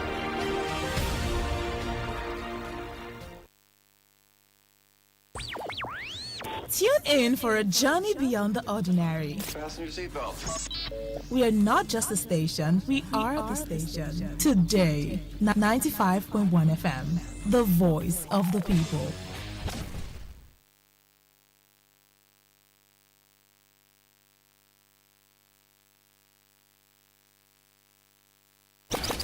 Hit the road, fill your drive.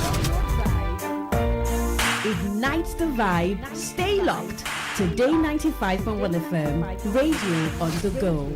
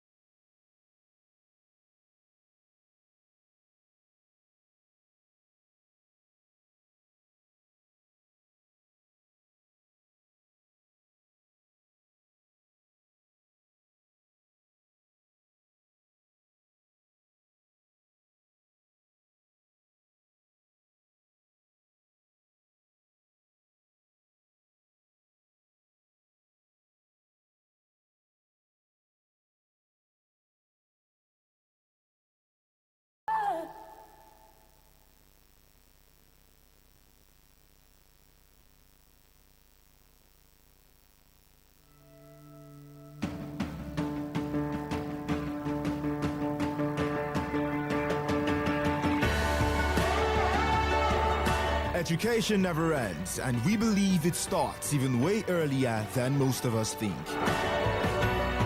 On Andre Gorgie, every Tuesday, 1 to 2 p.m., we unravel these various building blocks and its challenges that make you and I better versions of ourselves. Andre Gorgie on Today 95.1 FM.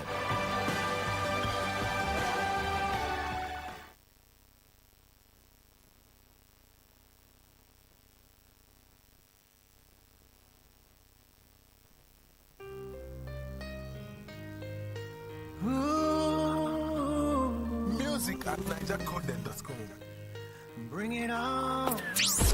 What if the internet had a voice? What if we knew exactly what you love to listen to? What if we understood your vibe, your voice, your opinion? Today, 95.1 FM. Today, 95.1 FM. We are the voice of the people.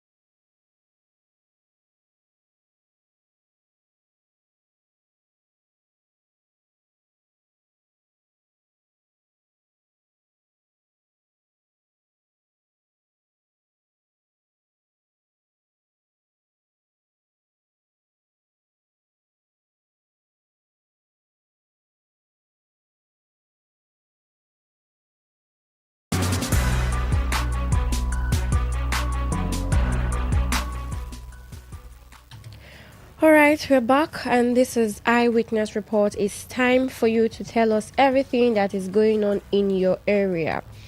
Everything happening around you, everything you've witnessed, everything you've been witnessing, everything you've held in your mind since last week. We were not here on Friday. Since last week, Friday, Saturday, Sunday, today, everything you saw over the weekend, everything you saw today, everything you experienced, you witnessed. It's time for you to give us or tell us your eyewitness report. Give us your eyewitness reports, better still. Tell us what you've witnessed, what you've been experiencing in your area, your neighborhood, your community, in your business place, your workplace, everywhere. Just tell us. So long as it's something you've seen, you've experienced, nobody told you about it. All right, 0810-9510-951. That's the number to call to tell us your eyewitness report. Hello, good evening. All right, go on. My eyewitness, what I saw at Omagwa. Omagwa is a place I have been it before. All of this. So I see when I see the of refugee, it is a scam. You come to it likewise. Gruta also up by all this dump. Please, if I think Rwama, those that are saddled with authority, please let them come and make sure that they vacate all those things. It is causing nuisance there. Let them clean up the place. And again, you see the marketers. When you come to a Gruta roundabout, mostly that's an Eka road. The marketers cover the road. The Okadas, all the bike riders, they even cause the worst. They narrow the road and make the road to be single for the motorists, even trailer. You see, it is unfair. Let them understand, know what to do. They are matured. The reasons, it's not when something happen now, they will blame SIM. They will blame the local government chairman. They will blame the authority. And the worst part of it is even us park are there. They cannot even say, please go away. Leave the pedestrian walkway. Those places that people supposed to walk. Leave it. Please let them help us and clean River State. Thank you. All right. Thank you. Thank you so much. I think we had a little bit of that conversation during What's on Your Mind. This heap of debt is getting too much. Hello, good evening. Hello, good evening. Good evening. Welcome. Yes. Eyewitness report. Yeah, eyewitness report. What's your name, please? Robin Manja, the farmer. All right. Okay, sir. Welcome. Rona. How about Mimi? This is Mimi. Okay, miracle. Good Yeah. Yes, you recall, and those who are listening to the sound of my voice, how I have been shouting about the Eleme Junction through Igboeche Chokocho, and how I have wished the governor would have dualized the road. But that wasn't done. However, I drove through the road yesterday from Meche to Port Harcourt. Recovered the shoulders, asphalted the centers. So somewhere they call kilometer 16, somewhere close to Eleme Junction. From there to Eleme Junction is still unattended to. Well, will I say thank you? It's the duty of the governor to do so. But at least people can drive through the road. The gutter is not a fantastic one. Yeah. Does not befit River State government if the road is actually being sponsored by River State government. But however, the one that connects Aba Road, the almighty Aba Road, Umebule, is the most talked about. I'm an experienced man from Ahoda East. I live in a tree.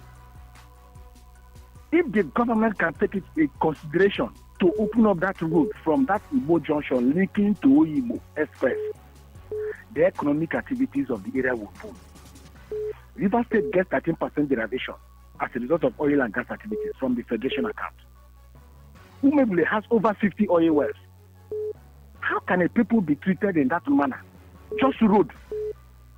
That, of course, is nowhere near the area. Road. The state government should do something to put up that road, dualize that road through Ikwerengo or through that Umebule to Aba Road, Express Road, Oyibo. Then before I drop, the governor promised last year that the road from Ahoda Junction to Abu Aodua will be dualized. This April, today is 20th. What is going on? Good evening. I remain the farmer. All right. Thank you so much. Thank you. Thank you for sharing your eyewitness reports with us. Hello. Good evening. Hello, good evening. The two beautiful ladies in the studio. Good evening. Yeah, Reginald. Yeah, welcome. All right. Let me start from where my friend Robbie Maja stopped. Rona and Miracle. Yes, go on. Elena Junction down to Chukochu Road. That the state government is rehabilitating. It's too poor for River State government to embark on such reconstruction. What the people expected was that the River State government will dualize that road, because that road is a very busy road that should have connected to a chief to Port Harcourt. But what are they doing? You go to that road, you see that the size of that road has been reduced. The size.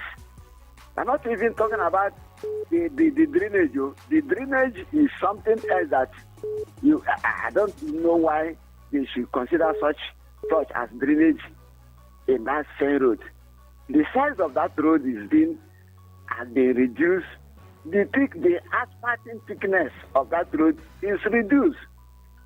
And they are doing this thing. Is it that because it's a chain?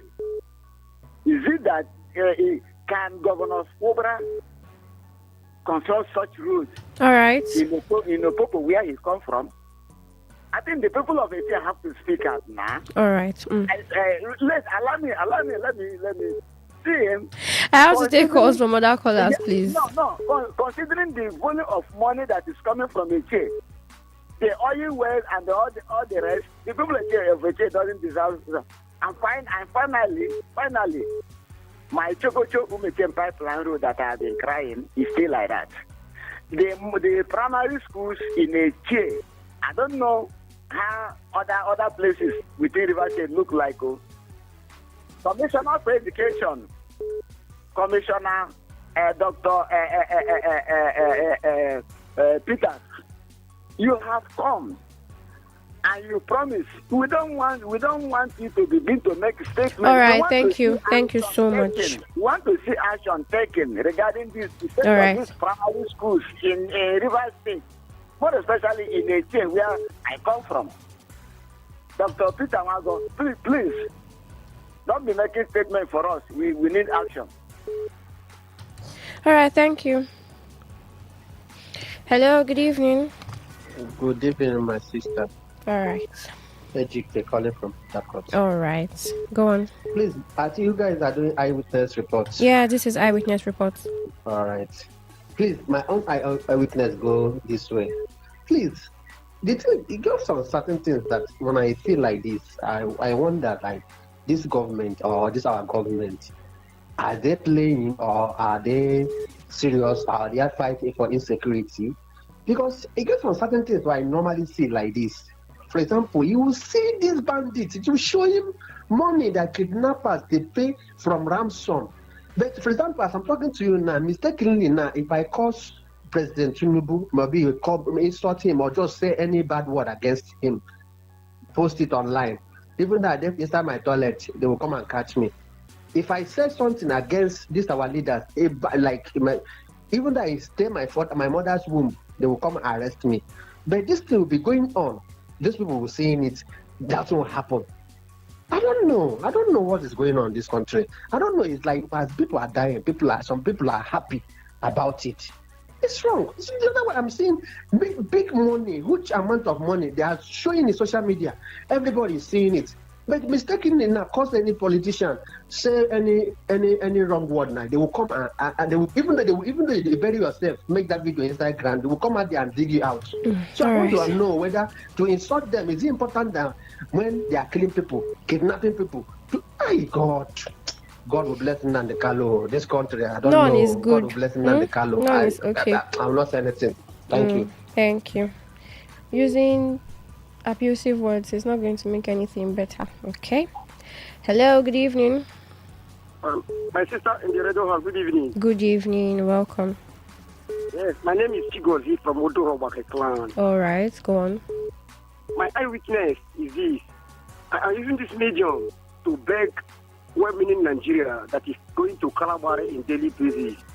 If you have if you are going from Obakajan to Kalawar, there's a roundabout here.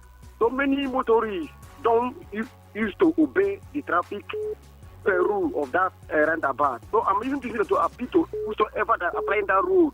Please, they should have a thing. They should follow the rule and regulation of that roundabout to avoid any crisis. People are going to Obakre every day by day. Both truck that carry sand, both company vehicle. So I am begging them to obey the rules and regulation of that roundabout. All right. Thank you. All right. Thank you. Thank you. That's a good one. Please, motorists who ply that road, try to obey the signs there. Hello. Good evening. Yeah, good evening, Mimi and God. Good evening. Mimi, how are you doing? I'm doing great, thank you. Now, my eyewitness report, Mimi, is the suffering of Nigerians. Okay. Let me tell you, when I hear people beg politicians, do this road, governor, do this road, please, we are begging you, I'll ask myself, this money we are begging, they are begging them. Is it their family inheritance or the money belongs to them? They will be making statements like, I will do it. I don't get it. I don't just get it. I come from Anthony local government. You won't believe since the history of our existence on the surface of this earth, we don't have a bank in the entire local government. We don't have electricity. We don't have anything in the 21st century. All we have is Nigerian oil rigs that are draining billions of dollars of oil, and our people are suffering. This is not good. And the moment people take to crime, you will see the armed forces will get up and go after them. People have gone to school, they are read, but in the whole entire local government that there is no bank, that means there is no existing economy in a human settlement. The only economy is just feeding the nature.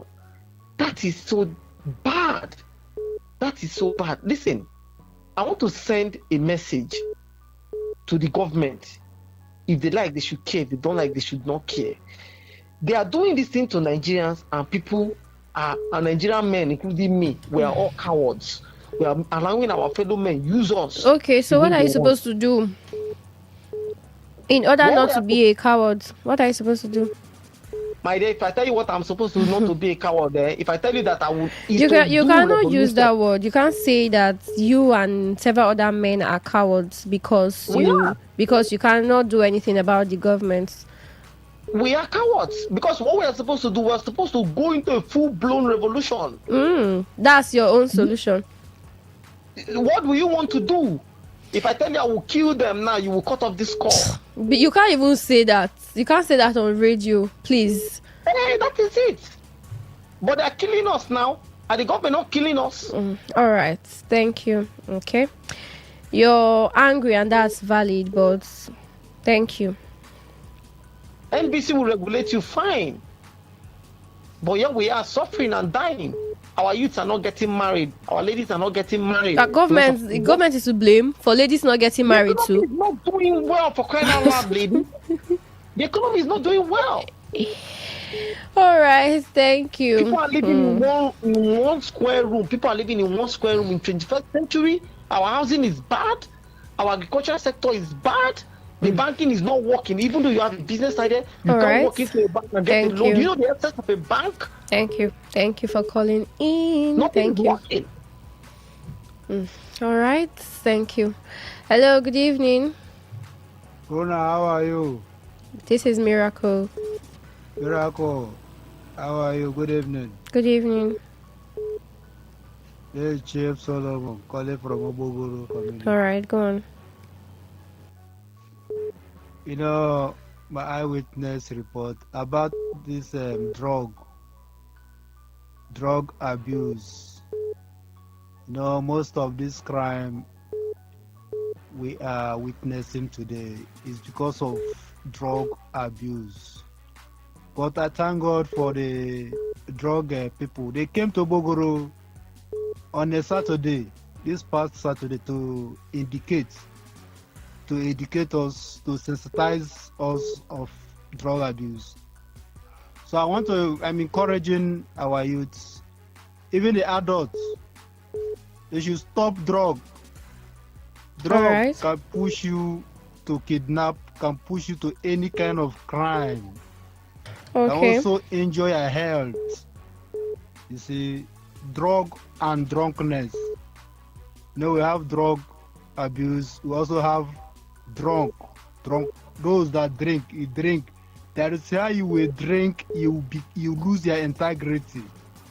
You see, so before you drink, you can drink, but don't be drunk.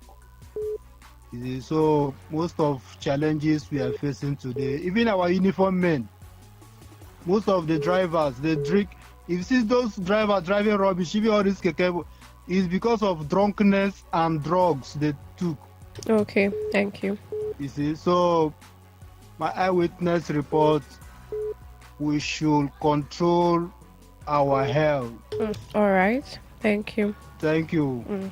Thank you for calling. Thank you. Hello, good evening. Hello, good evening. Good evening. Yeah, this is Akonichi. All right, go on. Port Harcourt. Okay. Good evening again. Good evening. Now, my eyewitness is on this because I've made some research and I've investigated one or two things, and I find out that why some places, local government, they are not doing anything or nothing is happening. It looks like everywhere is cool and dull. It looks like the governor and the local government, they are looking on each other. Who will develop? If I may ask, is it true that the federal government have started giving local government direct allocation, direct to them, not from state anymore? If it's true, what are they delaying to develop this city now? Since money is coming to them directly, and this money is meant to make the state, to beautify the state and make the state look good. So what is their problem? Is it that they do not have the sense of doing it, or they lack the ideology or the sense to know that this place is what to develop? They have been traveling now. They have known how other states look like. Well good and well kept. So is it that they cannot do it? Or they are into squandering money, the money that's meant for the masses, to take care of the masses, to take care of the city, to put things in order, to make the masses look good and nice. They are squandering it, going after women, up and down, marrying auto wives. Did they go after anybody related to you? What do you mean going after women? Building hotels. The money that is Were meant you for there? citizens. Were you in the hotel? The money they are meant for citizens. Okay, They are please, using it please to develop try to themselves. say only what you They know will not go and to you've hell seen. with that All thing right, they are this is building, eyewitness reports. They should make a U-turn Okay. and change life so that God will accept them. They will change. Thank Some you. of them, our money is in their. Thank you. Okay, please, let us try. This is eyewitness report. You can't say they are using money. They are using your money to take women to the hotel, following women. Were you there? Did you see them with any woman? Were you in the hotel when they came? Did you see? Say what the only things you saw. Say the things you experienced, the things you saw firsthand, not things you assumed. Please, all right, let's try. It's not difficult to stick to the rules, please. I had that other caller calling to say that women are not getting married again. The people are living in one room apartment. Okay, yeah, people are living in one room apartments. True, but what has that got to do with living in one room apartments? Is what you can afford at the time, and saying that is the government that is the cause of women not getting married. I don't know how that's related. I truly don't know how that's related. Please, let's try to stick to the rules. This is eyewitness reports, okay? Tell us what you have seen in your environment, not what you assume, all right? Not what your anger is pushing you to say. Please, let's be guided. Hello, good evening. Yeah, good evening. Good evening. Yeah, this Honorable Chris Opus. All right, good evening. It's been long I've been complaining about one of the bad road within OG here. And I don't like what is going on. There is a place before Muji Junction here. There is one, two police station close to that place. The car wash there. They're supposed to make provision where their water will be running to, but they just allow the whole water to be littering all the around from that Muji Junction there. You can't cross that place. And another road, the Ilom Road here. It has been long I've been complaining about that road. A pregnant woman can't even cross on that very road. Even at the YKC, there are about how many miles there have been this whether is this people that normally push truck. They have removed the I've been calling, even the local government, they're supposed to cover that place. I know how much I have spent to report about that place. Any day now, maybe I want to be a good Samaritan to do that kind of thing. You will see them start behaving as if I want to collect their job. They should go there and fix that road. The road All here right. between before Muji Junction. They should come there and do something. Create a place where the water will flow. I'm not happy. All right. Thank you. Bye-bye. All right, thank you. All right. We have a commercial for 8:30 and it's almost time. So if I take a call, it means that we have to cut you in between. So we'll just go on less than 5 minutes break, all right? When we come back, we'll continue to take your calls, okay? So just stay with us. We'll be right back.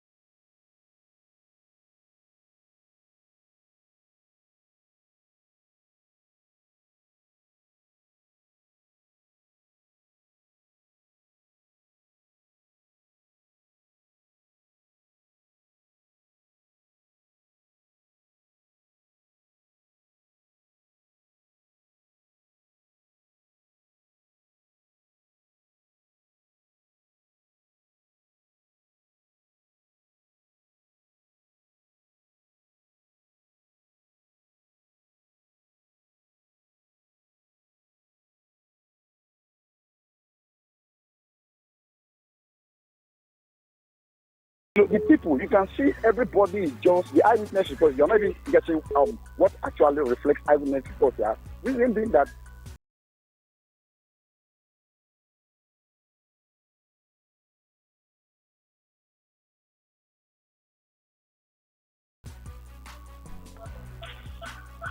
Hello, good evening. Good evening. Good evening. Miracle. Yes, How are you doing? I'm fine. Okay, please, this is Kinamko Nekabari.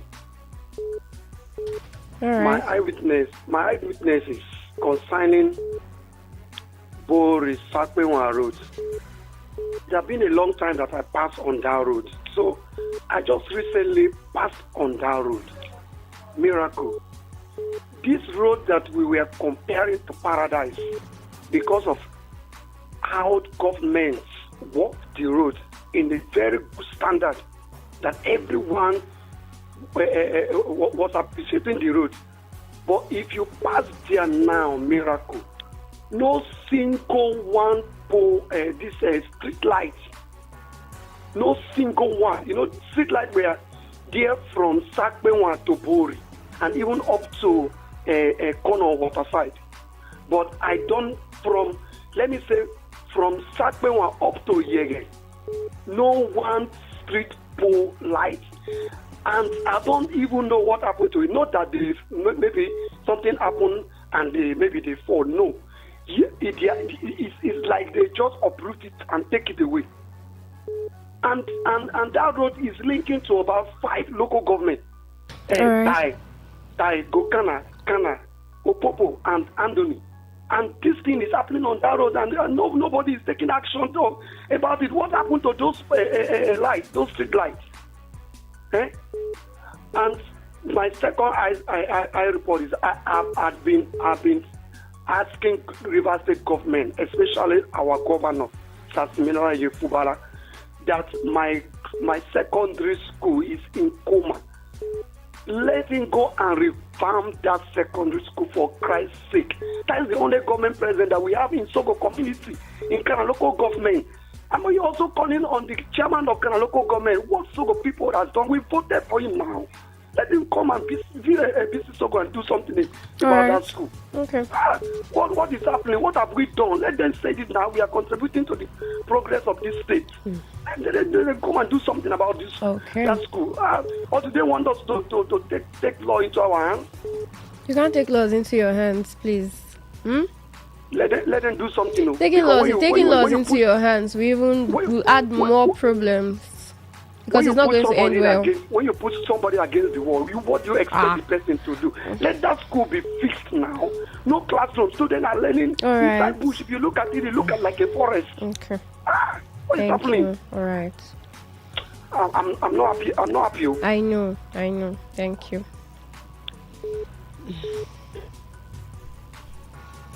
Hello. Good evening. Hello. Good evening. Hello. Good evening. I can hear you. Good evening. Miracle. Yeah. Good evening. Yeah, I'm calling from Magic Project. All right. Go on. Yeah. Let me use the opportunity to help the community come into existence. Only God knows how many years now. But by my estimations, maybe more than 300 years now. And not only that, this is where the Liberty government during a colonial period, where they were operating a school to land program. That land is still there up to today because it's government land. But to do the road, to remember this road, they refuse to do any tangible thing on this road. Year in, year out, this community has been suffering bad condition of that road. Please, I want to use this opportunity to call the Liberty government to please pay attention to that road. Thank you and God bless you. All right, thank you so much. Hello, good evening. Hello, evening. Hello. Yeah, I can hear you. Yes, I'm Mommy V International from Unity Estate, Anika. Okay, Mommy B, go on. Yes, sir. My question, my eyewitness is this NEPA problem. I don't know what you have done to NEPA. This the one. Hello. I can hear you. The one that is closer to Tank Limbu, the Unity Estate there. Since January to today, we have not seen light. If we see light, we just flash it. 1 second, they will take it. 2 seconds. Formerly, politicians, they used to promise us of water, 1 or 2 boreholes, and there is no light to pump it. What does this politician want us to do? Please, people should ask them questions. What do they want us to do? They want us now to buy, to recharge or do what? To no fuel. Everything is costly. I don't know what they want us to do. Every day you are in darkness, and we are in River State, we are in Nigeria. The thing is very boring, it's very disheartening. I don't know why wicked they are. Secondly, please, I'm telling you, hello? I can hear you. Yes. My place on Negadia, I went there this weekend. This is solar line. There is no one at all. No single solar. The noise is there. No single solar there. No light. Even our street, the street road. I heard that all the local government, they used to send them every monthly now 500 million naira every month. That is what I heard over the radio. And they are not using that money for anything. What are they using that money for? The road leading to our own houses, darkness, the road bad. When rain fall, now we carry our shoes in the hand in Onega there. What are they doing there? Please, they should talk to these people, these politicians. They are giving us headache. We voted them there. All right. Thank you so much. Thank you. Hello, good evening. Hello, good evening. Good evening. You might just be our last caller because we have a few minutes. Yes, good evening. Yes. Miracle. My name is Pretty. All right. I want to talk about the state of the nation. That is my eyewitness report. All right, go on. Especially Nigeria. Nigeria in this country is hard. Things are very hard in this country. Especially for the, in fact, not only for the youth, but what I saw, what I noticed is that the hunger, in fact, begging don't increase. You see a young, vibrant man, a young, vibrant lady begging people for 100 naira, 200 for them to even just chew granite.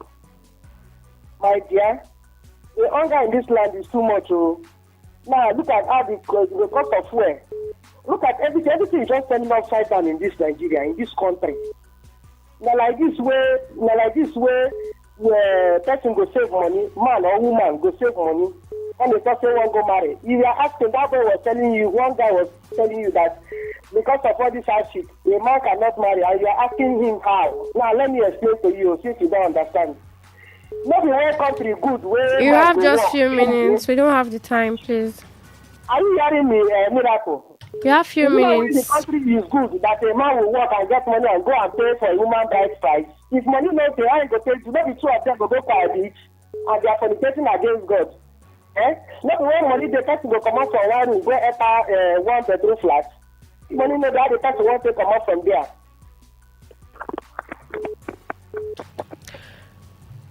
All right, so we'll just read messages now, and this is where we'll draw the curtain. Good evening. Please, our community secondary school Doha Moha is in bad condition. Please, we need the presence of state and Moha local government area, Comrade Anibal. The problem in my school, the 5 axis of the Edoha internal road in Ahoda East local government area that was abandoned by NDDC since 2015 is now worse than a farm road. I'm reminding NDDC to come and fix this road from Engineer Happy Godwin. The problem in my school is lack of teachers. CSS in Huo in Ahoda East local government area. From kindness, Happy.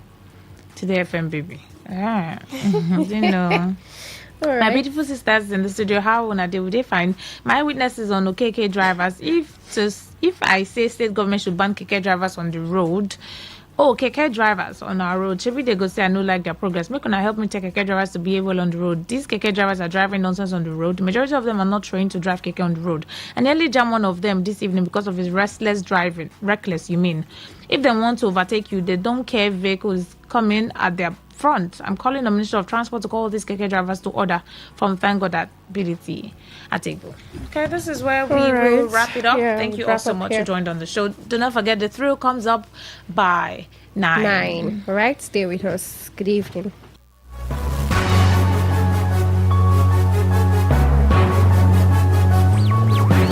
Tune in for a journey beyond the ordinary. Fasten your seatbelts. We are not just a station, we are the station. Today, 95.1 FM, the voice of the people. What if the internet had a voice? What if we knew exactly what you love to listen to? What if we understood your vibe, your voice, your opinion? Today, 95.1 FM. Today, 95.1 FM. We are the voice of the people.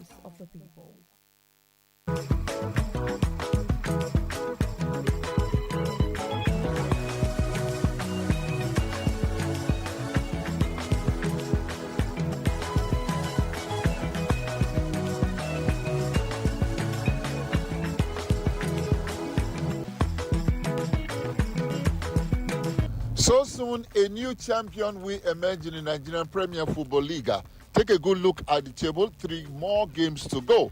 And Enugu Rangers are back on top, taking over from Rivers United. Enugu Rangers dispatched Eyimba Football Club 2-1 in Enugu at the weekend. Why? Predictably for some persons, because they've been bad travelers, Kano Pillars beating Rivers United 2-1 in Kano. At the bottom of the table is looking really, really interesting. Now, at the base, you have Wiki Tories and Kun Khalifa. They have promised that they will fight until the last game of the season. They went to Jos and they got the draw. They are number 19 on the table.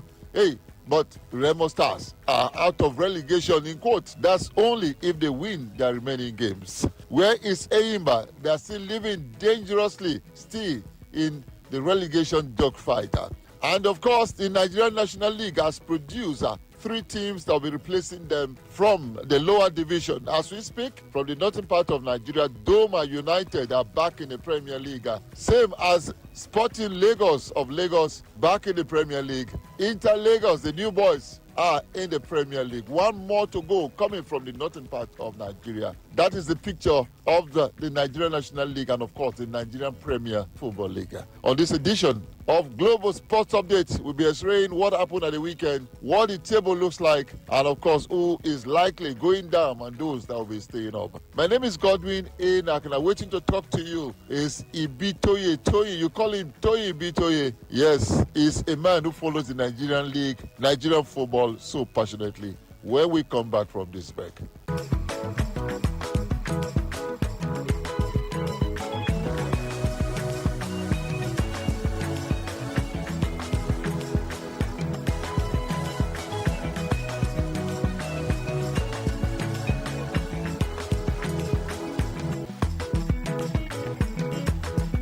Welcome back, Toyin. Thank you for joining us on Global Sports Update. I'm sure you followed everything that happened in the league at the weekend. I also know that you were mocking Arsenal, who lost to Man City predictably. Welcome to the show. Thank you so much, Goddy, for this sports update. So I'm ready to go. It was fun over the weekend, and there's a lot of interesting stories to talk about. Tony, the last time we spoke, you sat on the fence. You were scared or you were not sure, maybe skeptical of Remo Stars not beating the drop. We have 3 games to go. They are not in the bottom 4, as it were, at this point, after beating Niger Tornadoes by 3-0 at home. Now, a lot of people are saying defending champion might just go down. Kano Pillars might just go down. Eyimba might just go down. This is, it's never happened in a very long time. Well, is the picture very clear now to Ibitoye? Can you tell us who will go down and who you think will win the league and who you also think will survive the drop at the end of the day? Well, it is still very close to call. it is still very difficult to predict. If you look at the table, you will know that only the top 6 teams are sure of playing in the Nigeria Premier Football League next season. Every other team will have to ensure that they keep their heads up. So it's still very tough. It's still very difficult to predict. At the top, you can be sure that Rangers and Rivers United are going to be exchanging that top spot till the end of the season with 3 games to go. But then Ikorodu, 3SC, Insurance, Nasarawa United, Abia Warriors will have a lot to say about the third spot. That's the CAF Confederations Cup spot that is available from the league. So it's still very exciting. It's still very tough. It's still very difficult to predict. Tony, we are grateful to Rivers United. They are the reason we still have 4 teams representing Nigeria on the continent because of what they did in the CAF Champions League and, of course, the CAF Confederation Cup over the years. Now, Finidi George is the coach of this team, and he's got Yema Olarewaju as his assistant. Their road trips have been horrible. How come Finidi George has not been able to put a team together that can win away from home? At some point, they had 9 points in the bag, so it seemed outstanding games. They couldn't pick more than 1 point out of a possible 9. Now they have lost the number 1 position to Enugu Rangers. You think they see what it takes to win at the end of the day? That is, if Rangers don't win their remaining games. I think the problem with Rivers United is fatigue, mental and physical fatigue. I think the fact that they played on the continent and played so many games with the same set of players has affected them. And then when they accumulated those outstanding games, they had to be traveling everywhere to play. And those exertions on the road can affect the physical state and the mental state of the team. So I think the problem with Rivers, why they are struggling, even to win at home, they struggle to score the odd goal. And when they go away, they look so disjointed. It's just fatigue. They need to be refreshed mentally and physically. And that's why they don't win games on the road. So I don't know what they can do because we have 3 games to go. I don't know if anything can change, but if they want to be sure that they will win the league, they have to find a way to pick results on the road. If they continue this way, with Rangers picking points on the road every now and then, it's going to be a tough one for Rivers United. Now let's look at the marksmen in the Premier League of Nigeria. It keeps dwindling every other day. As we speak, with 3 games to go, the best player, the top scorer in the league in Nigeria, has scored a paltry 12 goals. That definitely is not good enough. What would you say is the problem? Well, maybe I've spoken to a lot of club managers and they will say they don't have strikers in our league anymore. The best are out of the country. Oh, we don't produce strikers anymore. Is that what it is? 12 goals, not good enough at all. Joseph Arumola, 12 goals of Ikorodu City. And you have Old Warhorse, Godwin Obaje, and of course the man from Remo Stars, that's Victor Ubwama. Not good enough. What can we do? What must we do to imitate it? Well, goal scoring is a problem in our league. There's no doubt about it. I think it's a structural problem, and I think it is something that the Nigerian Football Federation and the Nigeria Premier Football League need to look into, do a technical report on it, and find a way to probably get better coaching for goal scoring for our teams, discover strikers, goal scorers. Goal scoring is something that we really need to work on.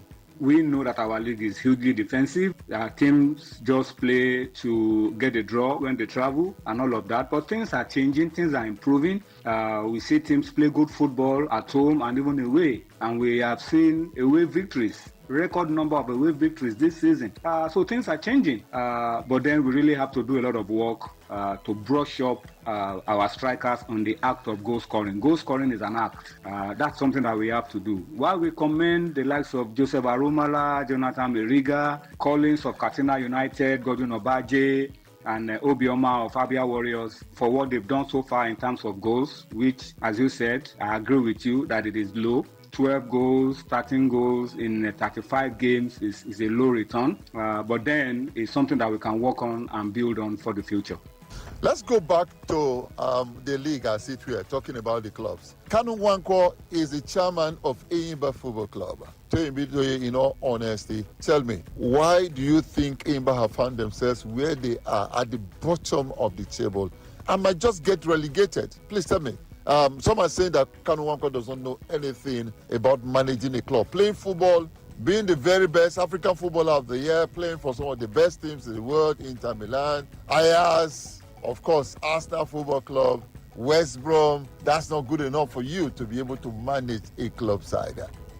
Godi, there's a difference between playing the game and managing the game. You can be a great player and be a bad manager, but we have some managers who were great players. There's a possibility that you can, because you play to the highest level, also manage. But then it is not always the case. I hope for Kanu Nwankwo, I hope it's a case of being a great player and then being a great manager. But Enyimba have been plagued by a lot of instability, infighting, and a whole lot of internal wranglings. At some point, an official beat up the coach. At some point, the supporters were threatening to beat up officials of the club, and a lot of issues around the Enyimba, which I think are responsible for where they are at the moment. And I hope they can nip all of these problems nip them in the bud, and then get back, survive this season, and then go back to build a proper structure that will guarantee success. Don't forget Enyimba, African giants. We won back the CAF Champions League back to back, first time for Nigeria, and we don't want to see them,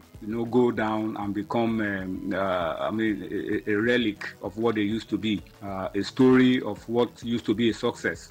So I hope that Abia State government will also do what they need to do and ensure that Enyimba develop and put together proper structure that can see them bounce back to the very top, not just in Nigeria, but in Africa. Before I let you go, Toyin Ibitoye, a very quick one, and it is the League 2025-2026 season. What is your overview? Are you impressed? Was this year's league, or is this year's league better than what we saw last season? What are your reasons if you think it was better, or you think we still have a lot of miles to cover at the end of the day? Yeah, the league is better. I think it is better. I think it has been getting better and better in the last couple of seasons. I think this season is an improvement on the last one. Of course, there are still so many grounds to cover in terms of officiating, in terms of curbing crowd violence and unsportsmanlike behavior. But I think it's generally better when you look at the number of victories away on the road and you look at the quality of the football some of the teams played. I think things are getting better. But there is still a lot of room for improvement. Definitely, we have to do a lot more to keep improving, because it is not just to improve in one season and go back the next season. It is to improve and keep improving and keep raising the standards going forward. From what you have seen this year, to Ibitoye, do we have teams that are capable of competing and contending for the big one on the continent come next season? To the issue of our representation on the continent, there is still a huge gap between the quality of our football and the quality of the football played on the continent, with Rangers, Rivers, maybe Ikorodu, City, maybe Abia Warriors, Shooting Stars, Insurance, or Nasarawa United. There's still a lot of work that needs to be done. We are not competing with the rest of Africa. We need to do a lot more. So we thank Rivers United for keeping and preserving our 2 slots per competition, but other clubs need to step up. We cannot just rely on Rivers United all the time. Everybody needs to step up so that Nigeria can, once again regain a pride of place in CAF club continental competitions. Toyin Ibitoye, thank you so very much for once again hearing my call to speak to the people about the Nigerian Premier Football League. Thank you so much, and God bless. Thank you so much, Godi, for this opportunity. It's always a pleasure to be on a Global Sports Update, talking the Nigeria Premier Football League. It's our league. We have to do all that we can to promote it, and also do all that we can to make it get better and better. The better it becomes, the better for us as well. Thank you for this opportunity.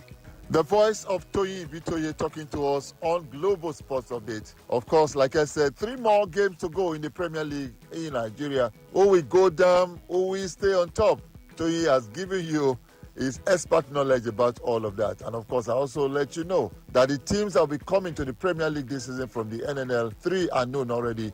Doma United of Gombe, Inter Lagos of Lagos, and Sporting Lagos of Lagos. That's about the size of the show, Global Sports Update. Don't forget to keep praying for Nigeria. My name is Godwin A. Nakana. Let's keep cruising. God bless Nigeria.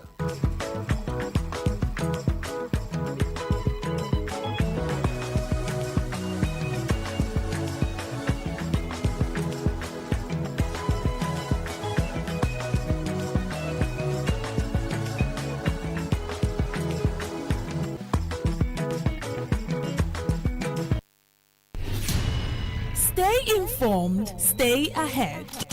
Tune in to Today 95.1 FM for the latest news and exciting sports updates. Your trusted source for everything you need to know. Today 95.1 FM, the voice of the people.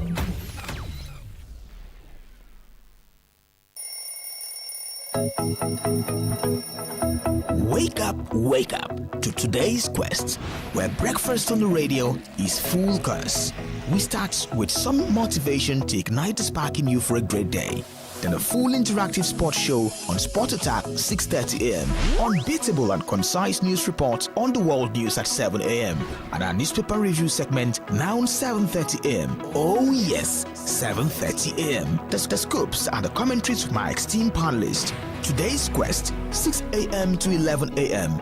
on Today 95.1. Please listen to this infomercial. Herbal Heritage International, the Kokoroko, for herbal medicine, where they produce strong, correct medicine, they take it, they support with country healthcare system. Countryman, correct, bakelistic, ogbonge herbal medicine, they know they come out for public anyhow, like a big basket. Full ground, as every Christmas, have been boundary. Seeking a self sabi medicine, we pass them. After all, monkey smart now, because tree near tree is our forest. So, Heritage International will use the technology of computer testing machine to see and know before attacking that your health condition wey don become ogbarogba for your life with the correct treatment. Therefore, whether definition or without definition, make you visit Herbal Heritage International offices wey near you. Herbal Heritage International. Now Hello and welcome to the program Roots and Herbs. Roots and Herbs is a program that discusses health-related challenges and suggests possible ways out from the herbal medicine perspective. Roots and Herbs is put together and sponsored by Herbal Heritage International, also known as Baba Yoruba. Baba Yoruba is currently having a special promo package. This promo package will give you the opportunity to enjoy 50% discount on all their products and services. This offer runs while the stock lasts. And at the same time, it will give you the privilege of meeting Baba Yoruba himself at number 24 Ikwere Road, Mile 1 by Education Bus Stop, Port Harcourt. For details and inquiries, 080 33 111 946. I repeat, 080 33 111 946. 080 33 111 946. On today's edition of the program, our topic for discussion is staphylococcal infection. And I have with me in the studio Dr. Otumba Abiodun. Sir, you're welcome to the program. Thank you, Mr. Moderator. Staphylococcal infections do occur in the body system when Staphylococcus bacteria enters into the body system and spread within the body system, destroying body cells. Staphylococcus bacteria are majorly of 3 types that can afflict men. But of these 3, the most pathogenic in nature, that is the one that is capable of causing diseases easily in men, is the Staphylococcus aureus, because it is capable of invading body cells, destroying them, causing different pathological changes in the body. When Staphylococcus bacteria spread in the body system, there are a number of changes that one can experience. This can result to burning sensation within the individual, and this can be seen as fever from time to time, or a situation where there is certain hotness coming from within. There can be skin manifestations in staphylococcal infection that can be given one periodic boils or rashes all over the body. In some people, such rashes can come around the pubic region, or even leading to boils that can lead to blisters or even ulcers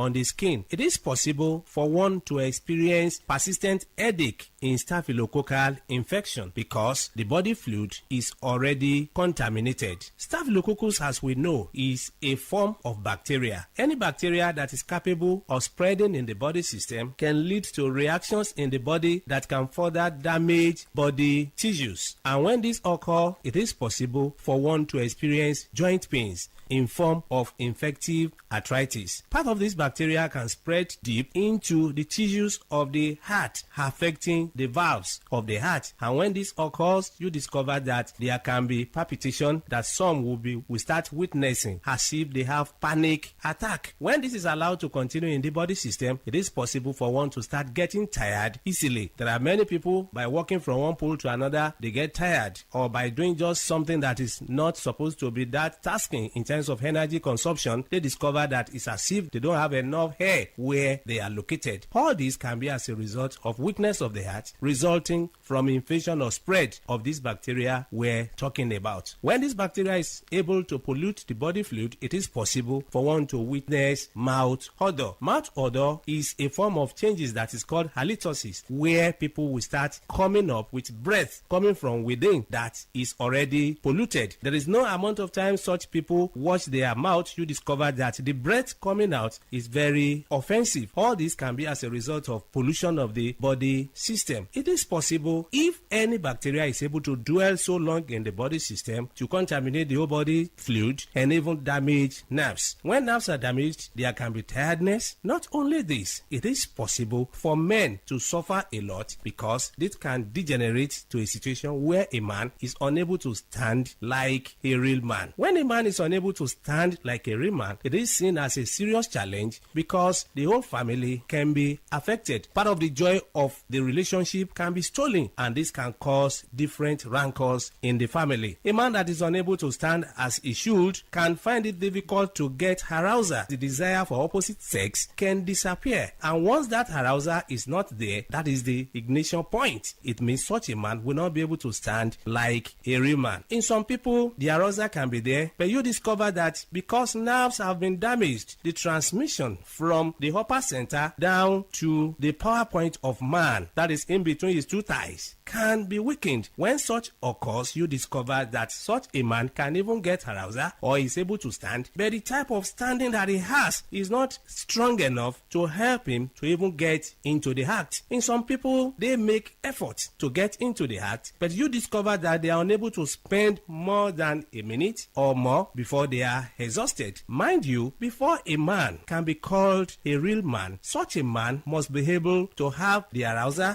as desired and also be able to sustain the energy he has been able to gather for a considerable length of time. That is when such a man can be able to make his partner happy when it comes to man-to-woman interaction. So such men do suffer from this from time to time. It's after knowing the root cause of the challenge that one will be able to know the right step to take for one to be totally free. Whenever you experience anything that we have been able to mention or other things, it's very important for one to visit a competent healthcare giver who will be able to run tests on one and pinpoint where the problem lies and provide solution. For more enlightenment and advice, the number to call is 080 33 111 946. 080 33 111 946. I repeat, 080 33 111 946. Thank you all. All right. You've been listening to the program Roots and Herbs. Roots and Herbs is a program that discusses health-related challenges and suggests possible ways out from the herbal medicine perspective. Roots and Herbs is put together and sponsored by Herbal Heritage International, also known as Baba Yoruba. Baba Yoruba is currently having a special promo package. This promo package will give you the opportunity to enjoy 50% discount on all their products and services. This offer runs while the stock lasts. And at the same time, it will give you the privilege of meeting Baba Yoruba himself at number 24 Ikwere Road, Mile 1 by Education Bus Stop, Port Harcourt. For details and inquiries, the telephone number to call is 080 33 111 946. I repeat, 080 33 111 946. 080 33 111 946. Let's take our sponsor's message. Don't go away. We shall be right back. Herbal Heritage International, the Gokoroko, for herbal medicine, where they produce strong, correct medicine, they take it, they support with country healthcare system. Quatliman, correct, bekelistic, ogbonge herbal medicine, they we know they come out for public anyhow, like a big basket. Full ground, as every Christmas, have been boundary. Sickness self, sabi medicine, we pass them. After all, monkey smart now, because tree near tree is a forest. Heritage International, go use the technology of computer testing machine to see and know before attacking that your health condition, we don't become umbarumba for your life with the correct treatment. Therefore, whether definition or without definition, make you visit Herbal Heritage International. Offices way near you. Herbal Heritage International. Now You're welcome back to Roots and Herbs. Roots and Herbs is a program that discusses health-related challenges and suggests possible ways out from the herbal medicine perspective. Baba Yoruba is currently having a special promo package. This promo package will give you the opportunity to enjoy 50% discount on all their products and services. This offer runs while the stock lasts. And at the same time, it will give you the privilege of meeting Baba Yoruba himself at number 24 Ikwere Road, Mile 1 by Education Bus Stop, Port Harcourt. For details and inquiries, the telephone number to call is 080 33 111 946. I repeat, 080 33 111 946. 080 33 111 946. Until we come your way again, remain blessed. And that was a paid infomercial. Wake up to the ultimate mix. Today's quest, today's connect, today's hustle, all on one station. Only on Today95.1 FM, the voice of the people, where the streets speak and we amplify. Get ready to feel the rhythm, the groove, and the true vibes of Africa. This is not just music, this is high life. From the legends to the latest, we're bringing you the best of palm wine grooves, jazzy horns, and soul-stirring melodies.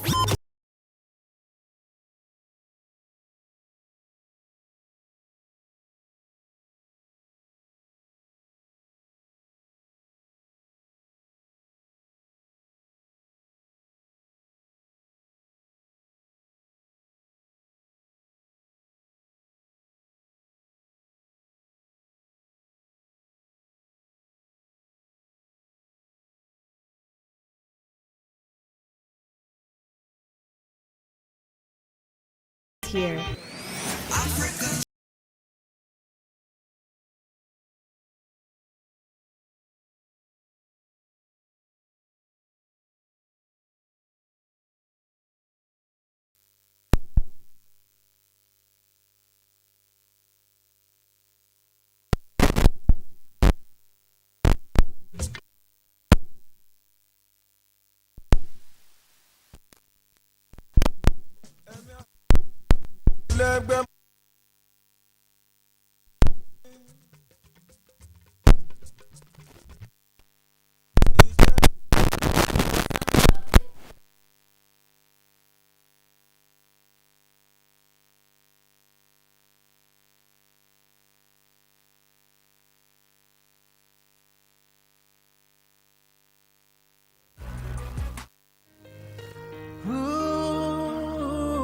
Music at NigerCoded.com. Bring it on, bring it on. You, bring it on.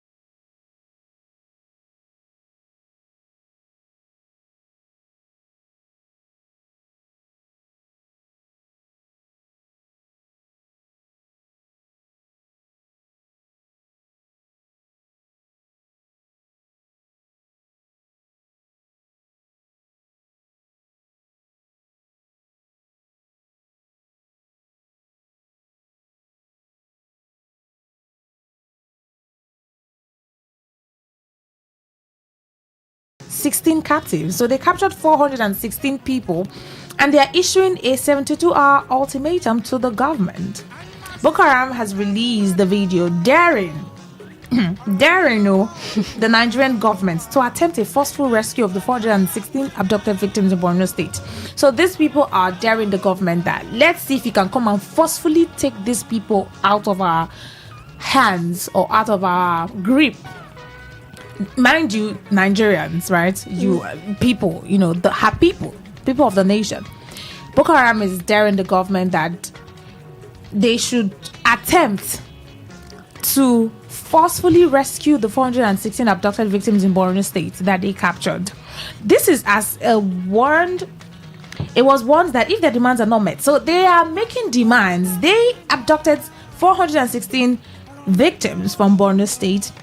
They are making demands for the victims that they abducted, and they are giving the government 72 hours to meet their demands, or these victims that were abducted will be taken to different locations where they may never be seen again. That's a threat.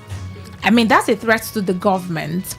Boko Haram threatening the government, telling them that if you don't meet our demands in 72 hours, we will take these victims that were abducted to different parts or different places, different locations where they may never be seen again. Now, who knows what will happen to them when they are taken to different locations? That's a bold statement.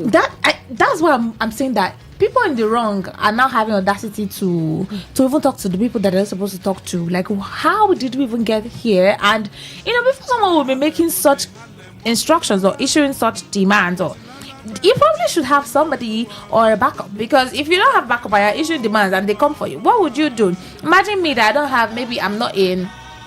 Imagine maybe your boss or maybe a head of a department, and a worker. Let me just say an employer and an employee. All right, the employer has at least he is in charge, so he's in a position of authority in that firm or in that organization. The employee, to an extent, answers to the employer as long as you're still in that firm or organization. So let's say that the employer starts to issue a warning to the employee. The employee starts to issue orders to the employer that I give you 24 hours to increase my salary, or else I'll come and burn down. That will only happen if you, as the employee, know someone. You see what I'm getting to? I'll say someone whom your employer can actually listen to, or you have a backing of. If I do this, I'll get away with it. If you tell your employer that I give you 24 hours to increase my salary.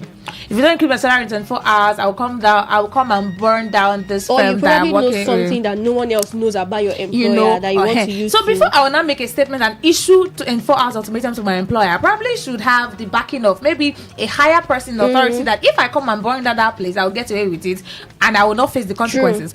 Or maybe I'm trying to blackmail my employer that I have something that you don't want to get out and you don't want people to know. So if you don't do what I demand, if you don't meet my demands, I will do this. And so my employer may, out of fear, listen, or because I have authority that's making me make those statements. If I don't, will I not come and tell my employer that if you don't include the salary, where you not secure this another job? That's why. And I don't even have backup. I'm just making statements. So if I come and burn on the place, who will suffer for it? I will pay with my. I don't want to go there. So you see where I'm going to that. Before you make statements like that, how can terrorists be issuing ultimatums to the government and telling them that if they don't meet their demands, these victims are kidnapped? Now, we understand that these are the lives of our people, the people of the country, right? They are important. And then there's also the thought of, okay, if they're issuing this ultimatum, and what if the government don't meet their demands in 72 hours as they are issuing? What would happen to those victims? And then I'm putting the lives of Nigerians on a table of gamble, casino, where if they are doing it, you understand, like it's just a lot of thinking and a lot of questions around it. Now let's go on with the news, right? This has warned that the demands are not met within 72 hours. The victims will be taken to locations where they may never be seen again. A correspondent who obtained the video early hours reports that the terrorists dressed in military camouflage stated that they are battle ready if the government chooses force instead of meeting their demands. So they're saying let's negotiate with terrorists for the lives of the people who were abducted. If you want to use force and come and rescue them, they are battle ready. Hey, my God. Oh my God. And going forward, the message delivered in Hausa and translated into English on screen. Okay, I can't really translate that or read that, right? Today, 19th, okay, that's at yesterday, 19th April 2026, we're issuing a new message to the Borno South Youth Alliance and to the Nigerian government, which we do not recognize as our government. Okay, you don't recognize Buddha as government, so that's why you're issuing, but you're in the country now. Are you not? Don't think see, anything is just making my head like. It's just making my head wonder, like, how now? Like, how did it even come to this point? Is it that these people cannot really be fully eradicated? Because we now hear reports of, some repentant terrorists or repentant terrorists were, rehabilitated and integrated back into society. And we're still hearing that, terrorists are doing the much. They are doing too much, doing what they're never supposed to do, and with confidence and pride. So what is really going on? And those people who they claim that are repentant terrorists and they're integrated back into society, who even confirms their repentance? That's also something to even say. Like, who confirmed that they were fully repented and they gone through the process of training and rehabilitation to come back into society? And what's the guarantee that they get integrated back to society, they would live normal and peaceful lives without creating havoc and causing tension? Now, this Boko Haram people saying that if government don't do this, these people that... Let me continue the news. Now, they say that we do not recognize. This is our first and final message. We are giving you 72 hours. If our demands are not met, we will move these victims, including women and children, to different locations. All of them, you have made your decision and we have made ours. We instruct you not to exceed the given time. However, the group did not state its demands in the video. Now, the demands are not even stated, so we don't even know the demands that they are making. Are they asking for ransom money? Are they asking for how many billion? Because they can call amount that will say, where is this money come from? Who even paid this thing first? Right? The demands are not known. Are they asking for? We don't even know what they're asking for. Might even be asking for more amenities. You get more weapons and coverage and safety and amnesty. I don't even know, and they did not state it. But why are they issuing a 72 hours to the government? Is it that the government is now answerable to? Is the government answerable to terrorists? No.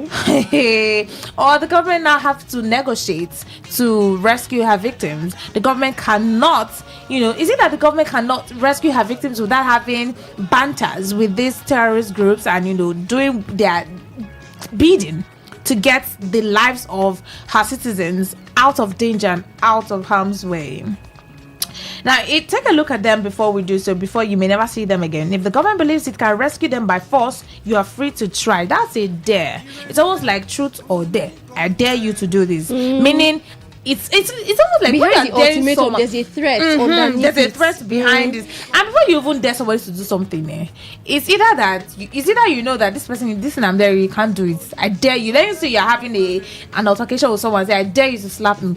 Before I say I dare you, that you can defend yourself if he attempts to slap you. And then if I say I dare you to slap me, maybe I've looked at you up and down. And you might be scared of me. Yes, you might be scared to Miracle, I dare you to slap me. Miracle cannot slap me, one. Or Miracle doesn't even have power herself to fight me. So if I cannot slap you. You understand? So many things that will make me say I dare you to. If you think you can do this, I dare you to try. Ayana. Let's continue now. Now, he further stated, let this message reach the Borno South Youth Alliance and the Nigerian government. We do not act lightly. This is our message. Earlier, the group had demanded 5 billion on Sunday night for the release of the victims. Confirming this, the president of the Borno State Youth Alliance, Samaila Kaigama, said the demand was communicated through a video described by the terrorists as a final warning. The statement read, Borno South Youth Alliance wishes to inform the public and international community that on 19th April 2026, Boko Haram reportedly issued a 72-hour ultimatum regarding ongoing mediation efforts for the release of the 416 Ngoshe women and children in their custody. According to the information received during the mediation process led by Bosnia President Samaila Ibrahim Kaigama, a final warning video was sent after demands were communicated, including a ransom request of 5 billion for the release of the abducted women and children. In the view of urgency of this humanitarian matter, Bosnia renewed that they appeal to President Bola Tinubu, Vice President Kashim Shettima, Governor Babagana Umar Zulum, concerned Nigerians and philanthropists, including Aliko Dangote, Abdul Samad, Rabiu, and other well-meaning northern billionaires. We respectfully call on the capable stakeholders to urgently intervene and use every lawful available means to secure the freedom of these 416 women and children, he said. To be recalled that on March 4 punch. Alright, we're not really focusing on that now. The Borno State Alliance, right? Yeah, the Borno South Youth Alliance are now calling on the government, calling on well-meaning Nigerians, philanthropists, and northern billionaires and security agencies, of course, to ensure that they do all that they can They have to secure the freedom of these 460 women and children. Because it's almost like an Definitely, they insult have to the security agencies that we have, the army, the military. Yeah. And terrorists now have audacity to give you warnings. I say this is the final warning. We don't act lightly. You are now wondering. And this is like saying you can't do anything about it. It's almost like you can't do anything. Like, do your worst. We are ready for you. How did we even get here? And now that we are here, what's the way forward, though? Because if it continues, if we now take it as the norm, where terrorists can now dare the government, issue ultimatum, and say you can't do anything, meet our demands. So that means that how are we not going to, be safe in a country like that? I mean, how can we guarantee? How can the safety of you and I be guaranteed if it's almost like the people that are in the wrong are claiming rights and doing it with confidence and audacity to the government of the nation, such that you're now wondering who has more backing than the other, or whose camp should we now be on? We'll go on a 5 minutes break. I will come back from that break. We'll have you call in and join in the conversation, right? Terrorists issuing ultimatum to the government. What do you think about it?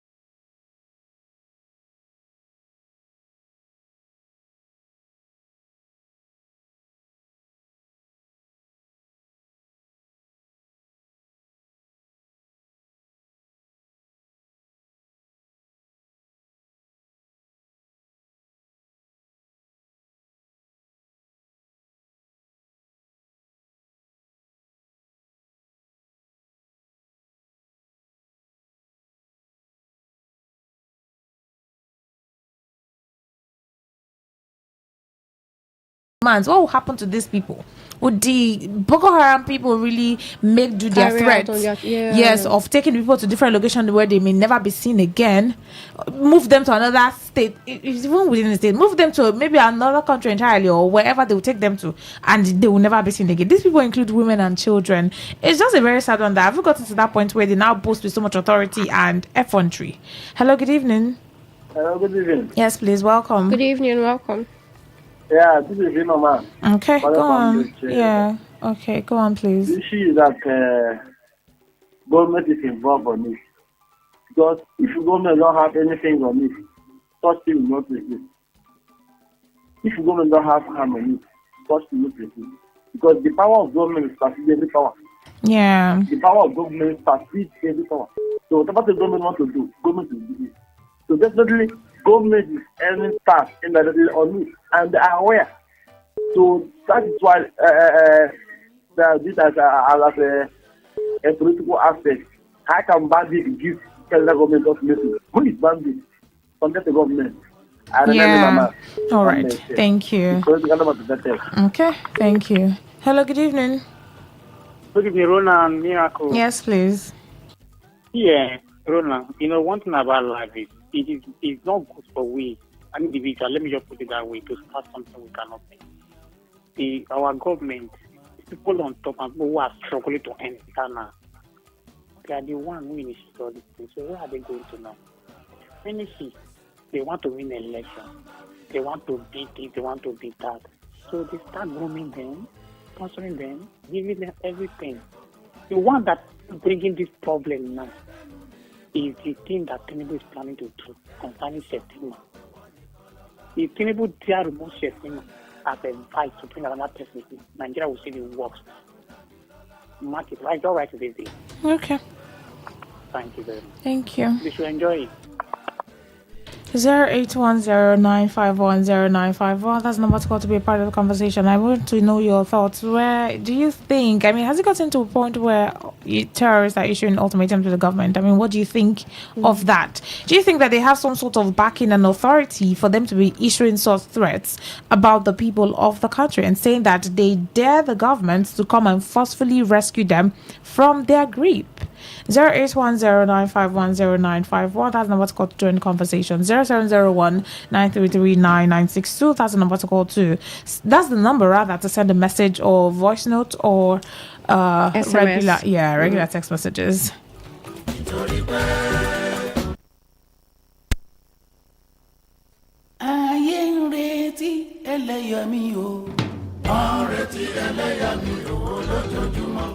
wọ́n ti kóra wọn jọ ò láti gbẹ̀gàn mi wọ́n ní mi ò mọ̀júlé àdúrà lójoojúmọ́ wọ́n rí mi lọ́nà ilé àdúrà wọn máa gbẹ̀gàn mi wá ló tún ti ń lọ.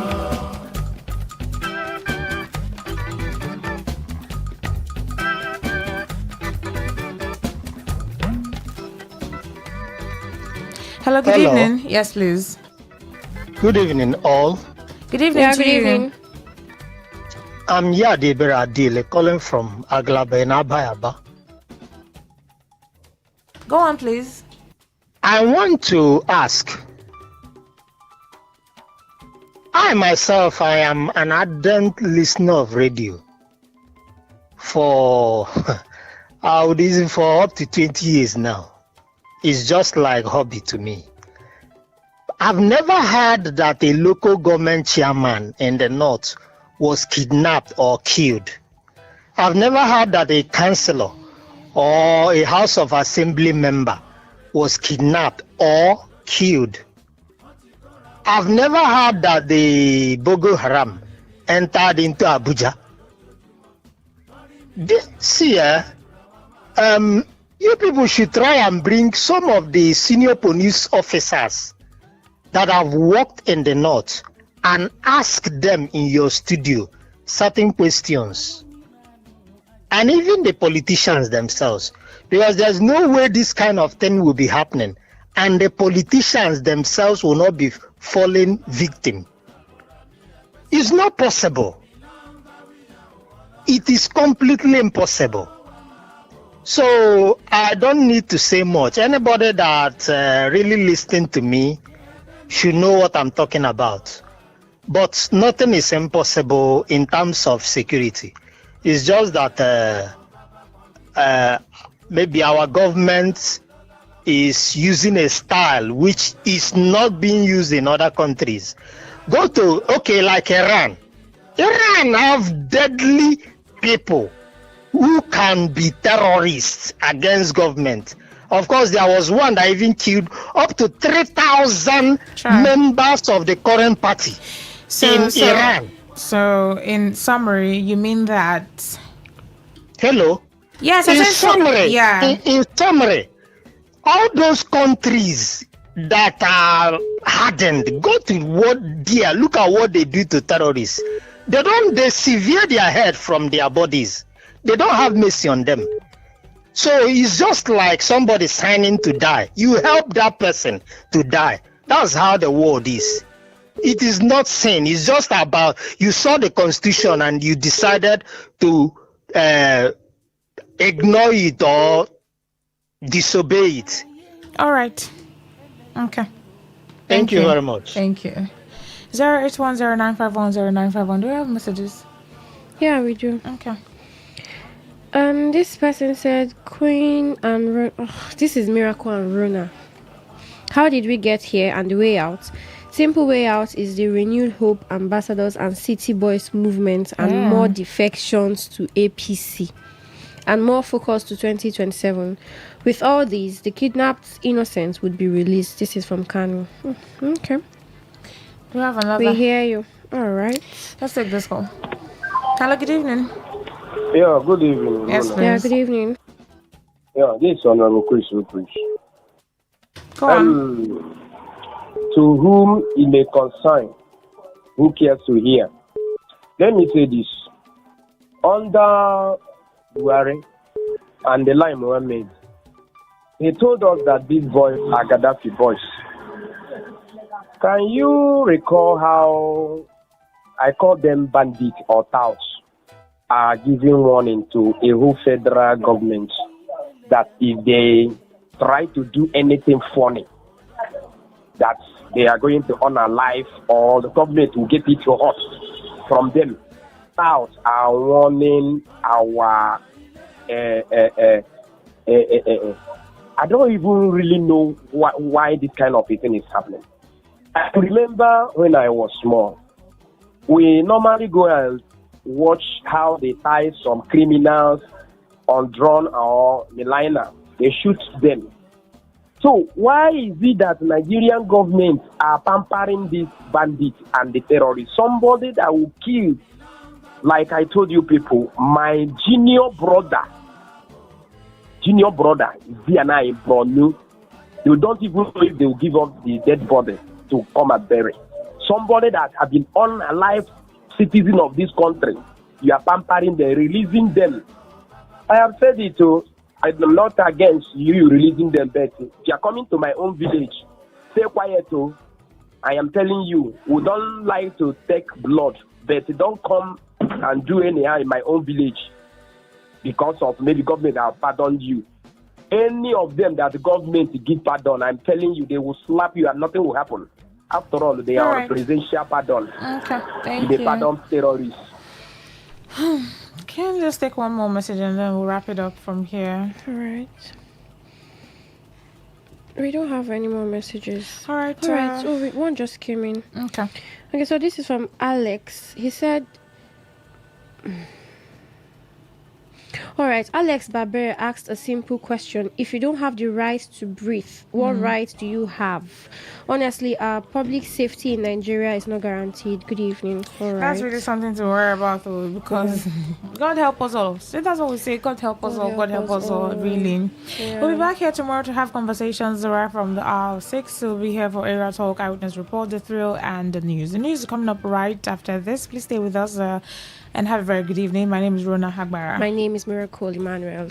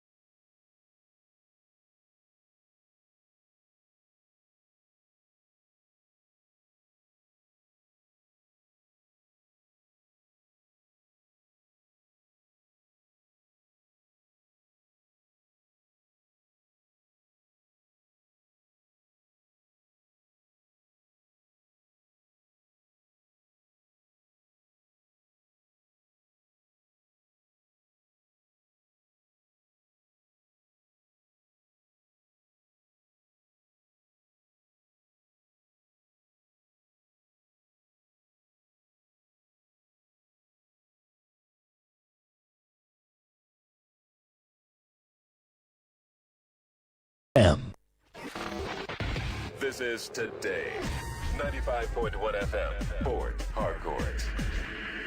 News.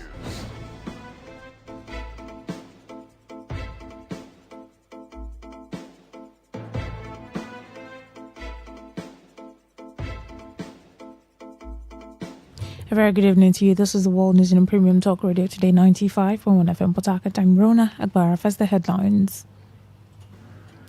APGA releases timetable for 2027 primary elections. Federal High Court affirms FCCPC's authority to investigate airlines in Nigeria. Ogbako Ikere Cultural Organization calls for urgent security response over bandits' invasion in Rivers communities. On the foreign scene, Netherlands allocate over 900 million euros to ease fuel price shock amid Middle East conflict. Details shortly.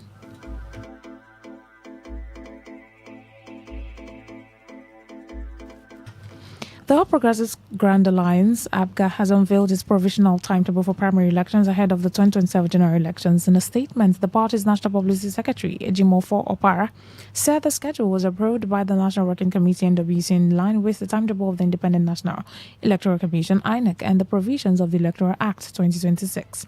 According to the timetable, the sale and submission of expression of interest forms will run from April 20 to May 8, while screening of aspirants is scheduled for May 11 National Assembly, May 12 State Houses of Assembly, and May 13 Governorship.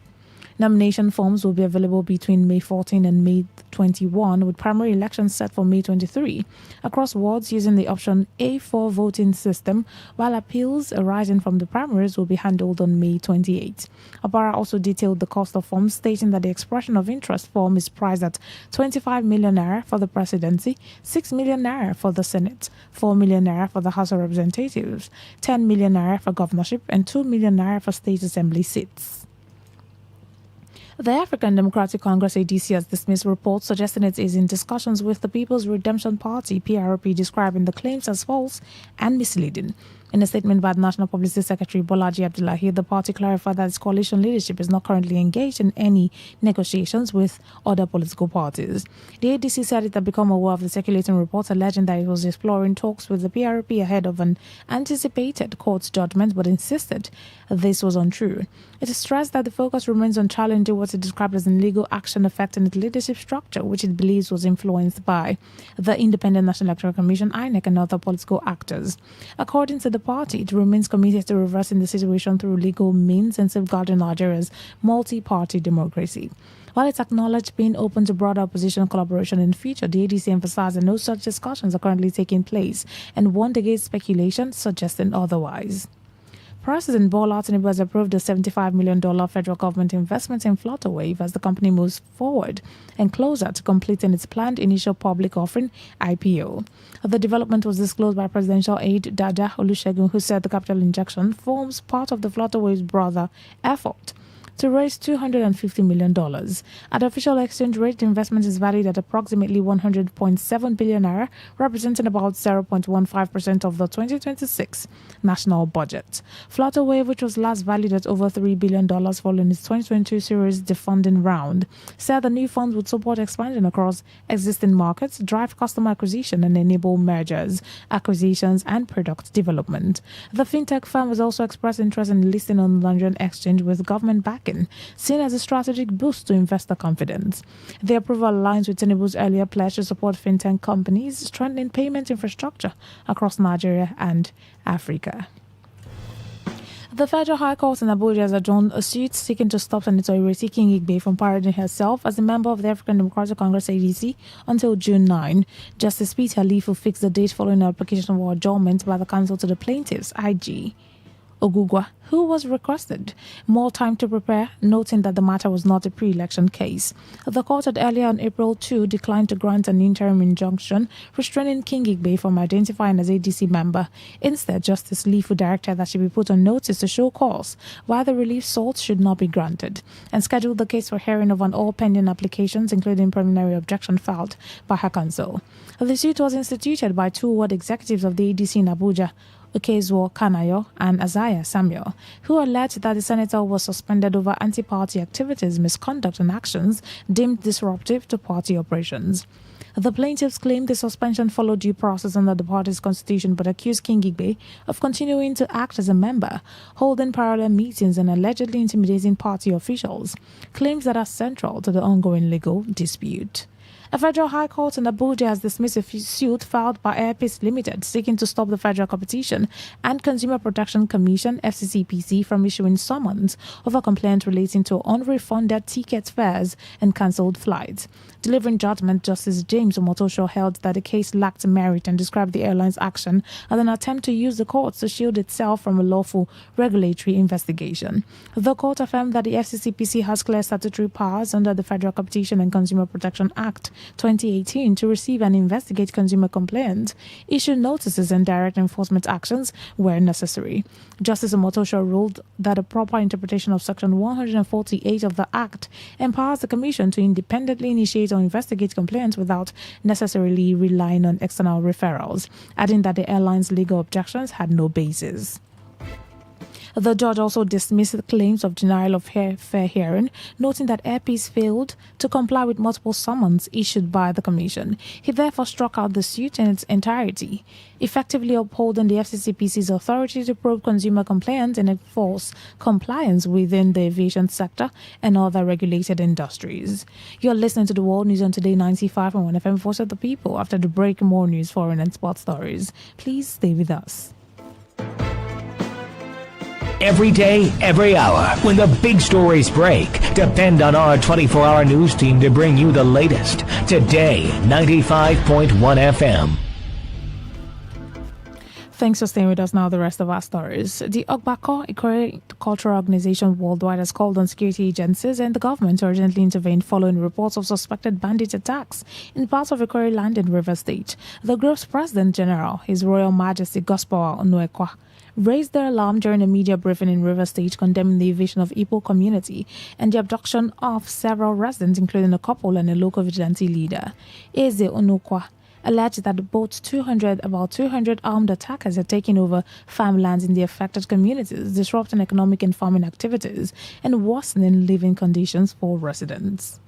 These bandits, armed with sophisticated weapons, have made life so unbearable for our people, bringing to halt economic and farming activities. Perhaps more disturbing is the fact that these communities constitute the host communities to the international airport, with international and local visitors. I would like to mention specifically that on the 8th of April 2026, these bandits unleashed their own venom over the Igbo community, in which a couple was kidnapped. Efforts by the local vigilante to rescue the abducted couples was unsuccessful, as the bandits, numbering over 200, overpowered the local vigilante through its superior firepower. His Royal Majesty Eze Gospawa Onuekwa, who also disclosed how the group's secretariat was invaded, security personnel overpowered and tied up, and the properties looted, described the situation as a serious threat to the safety and stability of Ikore land, and appealed for the immediate release of kidnapped victims and sustained security operations to restore order. Just last week Tuesday, the bandits jumped through our fence, tied down our security guard for 24 hours. And they even came into this building, to the roof of this building. A block ran across them. They were able to quickly they succeeded in removing over 20 zinc at the newly completed Obakikwere security room. We call on our politicians and well-meaning Ikwere people to come to our aid, to assist us build a new Obrikwere. Increase 2 or 3 blocks, bring in barbed wire to secure our Obrikwere.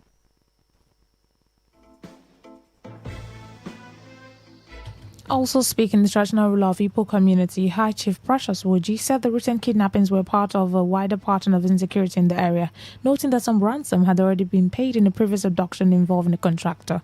He warned that the residents may be forced to relocate near the airport if authorities fail to act swiftly, urging the government to treat the security situation as urgent and critical. What happened of the recent is not the first time. Even the people constructing the new roads awarded by the state government, one of the engineers was kidnapped early this year, and the ransom ransom was paid. Imagine where a NOSPAC member will be kidnapped. Who will pay the ransom if Igbo people are not protected and enjoy those dividends of democracy? If peradventure tomorrow the bandits see nobody to kidnap in Igbo, they will approach the airport area and they either kidnap the travelers through the airport. We are calling on the federal government to come to our rescue, because when we feel that our environment is no longer protected, we join the airport community to see how we can take refuge.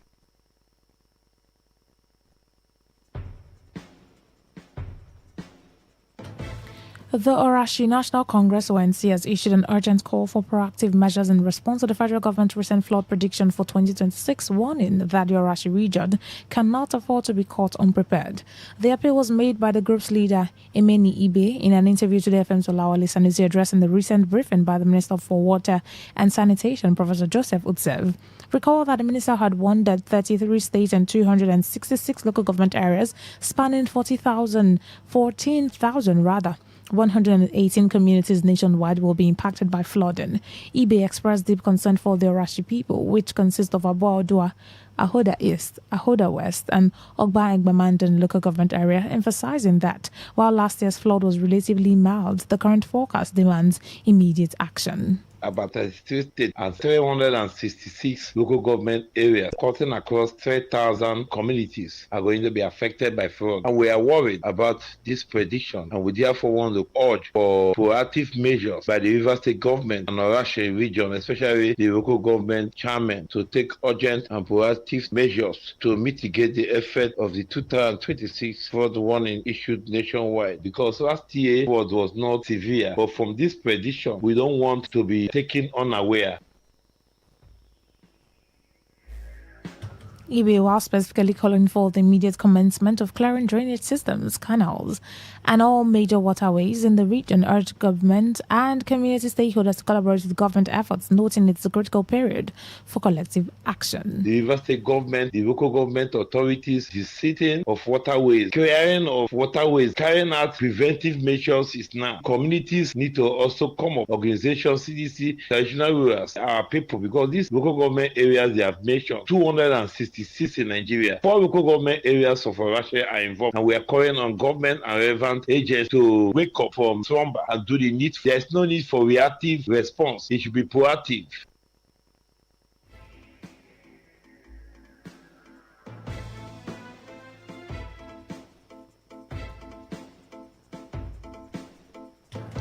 The River State Commissioner for Education, Peters Wago, has expressed satisfaction with the level of compliance by schools across the state following the resumption in line with the Ministry of Education's directive. Wago made this known during an inspection tour of selected public and private schools in the state, accompanied by the Permanent Secretary of the Ministry, Azibanari Uzoma Uogu, and other senior officials.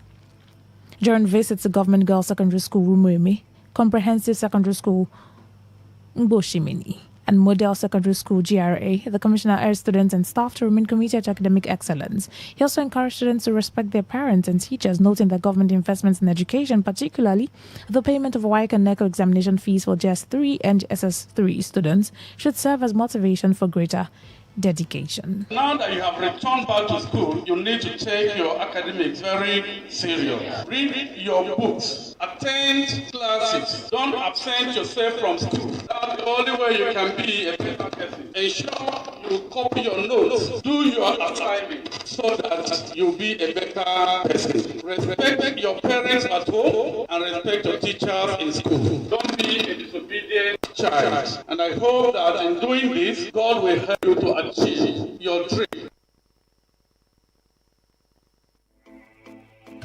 Today, FM's Magnus Mwawa reports the exercise, according to officials, is part of ongoing efforts to ensure full compliance with academic calendars and to maintain standards across both public and private schools in River State. The head of Department of Political Science at River State University, Anthony Egoboise, has expressed concern over what he described as attempts by the ruling All Progressives Congress (APC) to entrench a one-party system in Nigeria. Igboeze, who made the remarks in an interview to the FM's Magdus Nwawa on the sidelines of the African Democratic Congress AGC convention held in Abuja, warned that such a development could undermine Nigeria's democracy, suffocate and potentially weaken democratic governance. According to him, the strength of any democracy lies in the existence of a credible opposition with unhindered participation in governance processes. Democracy thrives when there is strong political opposition, when there is no hegemonic one-party state and of one-party system. And what we are seeing in Nigeria is a drift to hegemonic one-party state, and we need to see how we would be able to ward off such in order for our democracies to strive. Now, the ADC convention produced David Mark and his team as a party leadership. In fact, there were legal battles surrounding this process. I want to clearly maintain that democracy is held in chain, and because democracy is suffocated, there is no future for the sustainability of democracy. The HODs and associate professor questioned what he termed the current administration's posture towards opposition parties, noting that many Nigerians may not yet fully understand the nature of the prevailing political system, especially in a context where opposition parties, in his view, are increasingly being sidelined. The political scientist also highlighted the possible consequence of a one-party system in a democratic society, warning that it could lead to a lack of accountability, reduced political participation, and weakened governance structures. What we see currently is a crisis of legitimacy, crisis of the wishes that the people shall govern. Crisis that we see is that which portend doom for the future of democracy, because the people's right to govern is being threatened. And of course, we're going to continue to see political apathy in the political space because there is no trust in the political system, and the absence of trust in the political system by the people is a drift.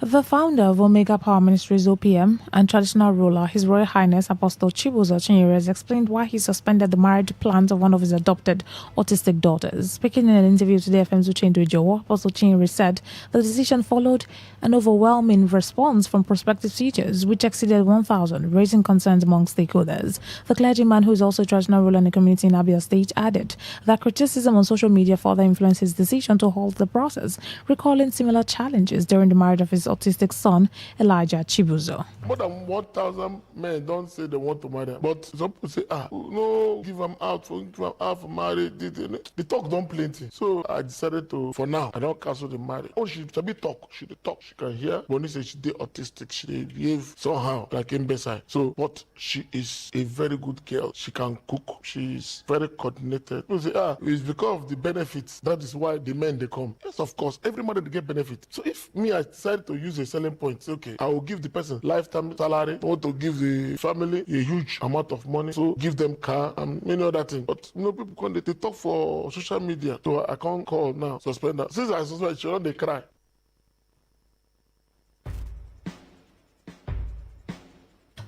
Responding to questions on measures to monitor the welfare of individuals as he has supported into marriage, Apostle Chinyere disclosed that he currently cares for over 4 autistic children in his home, adding that a welfare monitoring team has been established to oversee their well-being across different households.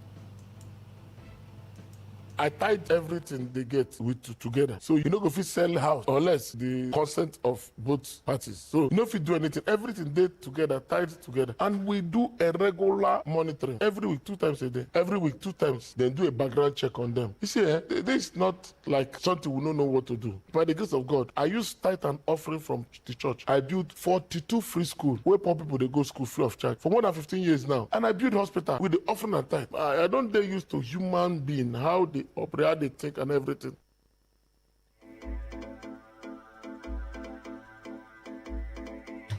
On the foreign scene, the Dutch government has announced a package of more than 950 million euros to cushion households and businesses from rising fuel and energy costs triggered by the ongoing war between the United States and Iran. In a statement, authorities said energy prices were expected to remain elevated, even if the conflict in the Middle East de-escalates soon.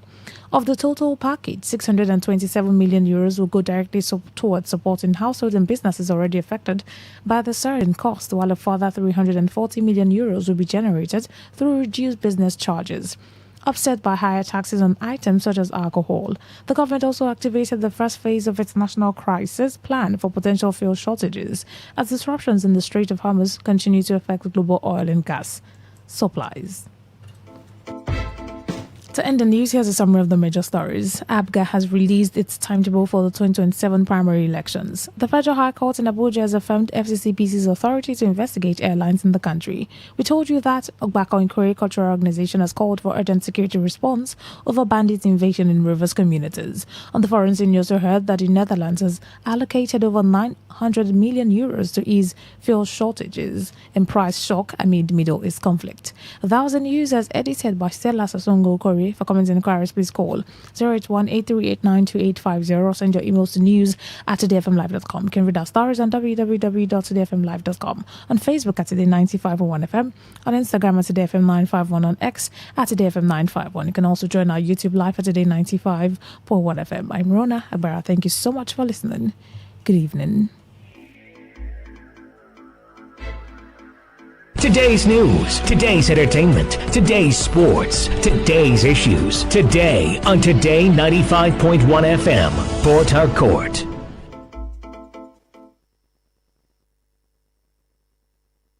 Say no to the ordinary.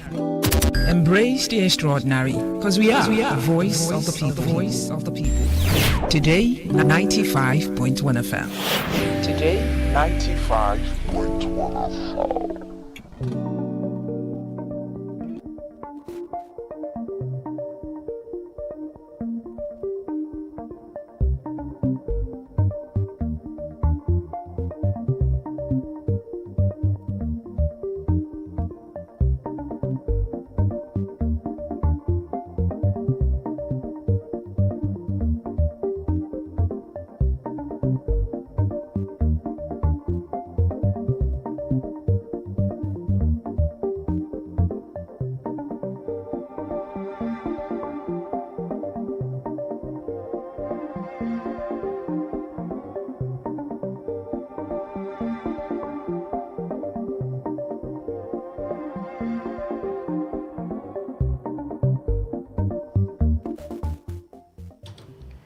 Good evening, this is Today 95.1 FM Port Harcourt Voice of the People, and it's time again for a rundown of the foreign news stories that made the headlines on the world today.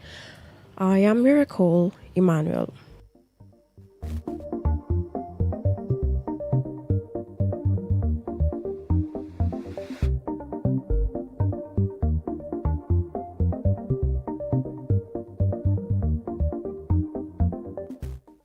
First, the headlines. Moroccans protest against Israel death penalty law. Senegal's ex-president auditions for UN top job this week. New Zealand declares state of emergency in Wellington as floods hit. Lebanese president says negotiations with Israel are separate from US-Iran talks. Now the news in details.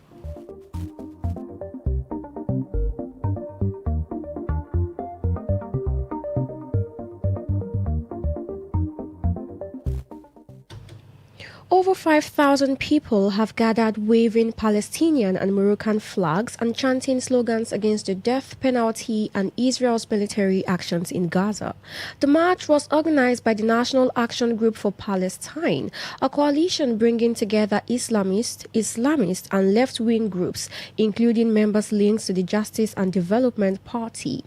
Participants framed the protest as part of a broader population movement supporting Palestinians. However, the new Israeli measure would make the death penalty the default sentence for Palestinians in the occupied West Bank found guilty of carrying out deadly attacks classified as terrorism by military courts. It also broadens the use of capital punishment in civilian courts under specific conditions, and the law has drawn condemnation from the Palestinian Authority, human rights groups, and several foreign governments. Oil and gas prices have soared since the US-Israeli war on Iran broke out, with the closure of the Strait of Hormuz and damage to Gulf energy infrastructure disrupting supplies. The Algeria Bids 2026 tender covers 7 areas, including strategic basins in the south and southeast. 6 blocks are offered under production sharing agreements with state firm Sonatrach, while 7th is a participation contract where Sonatrach will hold at least 51%. Hydrocarbons Minister Mohamed Akab says it aims to reinforce the sector's attractiveness and consolidate Algeria's place as a reliable energy investment destination. The country also plans to invest 50 to 60 billion to double gas production to 200 billion cubic meters by 2030. Chile's former president Michelle Bachelet and some women from Latin America will be the first to face ambassadors from the UN's 193 member nations during a 3-hour question and answer session tomorrow. Bachelet will be followed by UN nuclear chief Rafael Mariano Grossi of Argentina, and the UN trade chief Rebecca Greenspan will take charge the stage in General Assembly Hall, and finally Senegal's former president Macky Sall. The divisions among world powers are so deep that the UN has been unable to fulfill its primary role in ensuring global peace and security.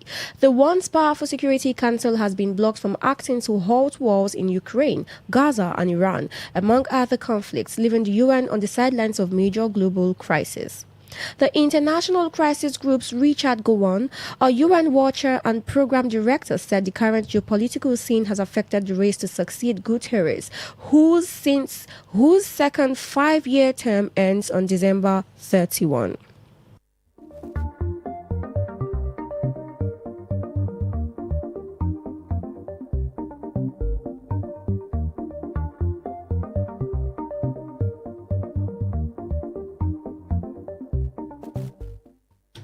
Away from Africa to the rest of the world. In a statement posted on social media by Saudi Arabia's Ministry of Foreign Affairs, ministers from 12 governments including Egypt, Turkey, Pakistan and Kuwait has called for the move of a flagrant violation of Somalia's territorial integrity. The African Union has also denounced the decision, saying any unilateral recognition of the territory is null and void, warning that such actions risk undermining regional stability. There are rumors of Israel planning to build a military base in Somaliland, which sits across the Gulf of Aden from Yemen. It would allow Israel to conduct strategic airstrikes and attacks on its adversaries in the wider region, including Houthi rebels in Yemen, but also Iran and Hezbollah in Lebanon. In December, Israel officially recognized Somaliland as an independent state and the first and only country to do so, a move that provoked an immediate international backlash. Iran has reimposed restrictions on traffic over the ongoing U.S. blockade of the waterway during the weekend. The U.S. President Donald Trump said that American naval forces had seized an Iranian cargo ship that tried to evade the obstruction. With a fragile ceasefire set to expire on Wednesday, the fate of peace talks is still uncertain. Trump further claimed negotiations were due to resume in Islamabad, but Iranian state media said there had been no current plans to participate in the next round. With tankers still prevented from using the straits, oil prices jumped more than 5% as trading opened earlier today. Crude plunged while U.S. and European stocks has rallied after the Islamic Republic said it would again allow ships to pass through the waterway through which a fifth of global oil and LNG gas usually passes, citing the ceasefire between Israel and Lebanon. President Donald Trump told AFP that they are very close to having a deal, adding that there were no sticking points at all left with Tehran. However, U.S. benchmark West Texas Intermediate dived more than 11% and Brent shed 9%. But both contracts jumped sharply days before the end of a 2-week ceasefire owing to the ongoing U.S. blockade and after an American destroyer fired on and seized an Iranian ship that tried to evade it. The blockade of Iranian ports has also been a significant sticking point in negotiations between the two countries, and state broadcaster IRIB cited Iranian sources saying there are currently no plans to participate in the next round of Iran-US talks in Pakistan.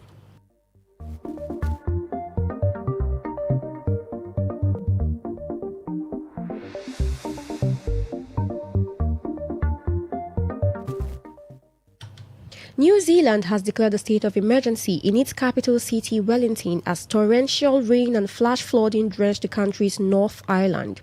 However, local authorities advised residents to hunker down with rain forecast for the next day and a half. Some flights at Wellington Airport have also been cancelled and several schools have shut down their campuses. More than a dozen people have been evacuated while a 60-year-old man in the Karori suburb has been reported missing, but no fatalities have been reported so far. This series of flash floods comes less than a week after Cyclone Vinu swept through the North Island last weekend.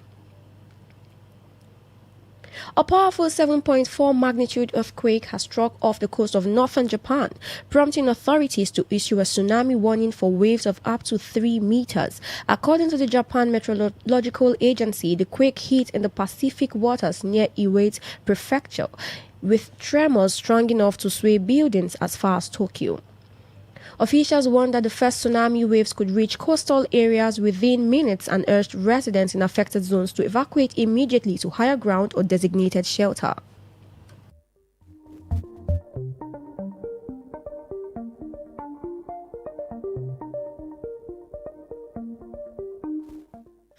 Prime Minister Sanai Takachi confirmed that a crisis management team has been established as authorities work to assess potential casualties and damage.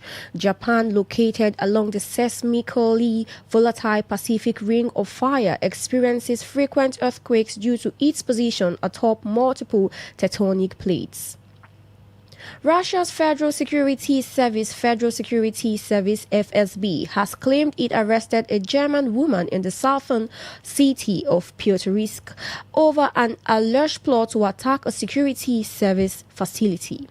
The agency said the woman, born in 1969, was found carrying a backpack containing an improvised explosive device and accused Ukraine of orchestrating the plan. According to the FSB, the device contained an explosive charge equivalent to 1.5 kilograms of TNT and was allegedly intended for remote detonation. The agency said the attack was prevented through electronic jamming and that the woman had been recruited by an individual linked to Central Asia who was allegedly acting on instructions from Ukraine. Since the start of the war in Ukraine, Moscow has frequently reported arrests of individuals it accuses of sabotage or espionage, many of which have been disputed by Western governments. Lebanese President Joseph Aoun has disclosed that the upcoming negotiations with Israel are separate from U.S.-Iran peace talks or any other negotiations. In a statement on X, Aoun says Lebanon will be represented in upcoming talks by a delegation led by Simon Karam, the former Lebanese ambassador to the U.S., and that no one from Lebanon will participate in this mission or replace him. He says the objectives of the talks are to halt hostile actions, end Israel's occupation of the southern areas of Lebanon, and to deploy Lebanon's army up to internationally recognized southern borders. U.S. President Donald Trump has expressed full understanding of Lebanon's demands, stating that Aoun has assisted in setting up the upcoming negotiations. Despite the announcement of a ceasefire between the two countries, Israel's Benjamin Netanyahu says Israeli troops would remain stationed at 10 kilometers deep into southern Lebanon.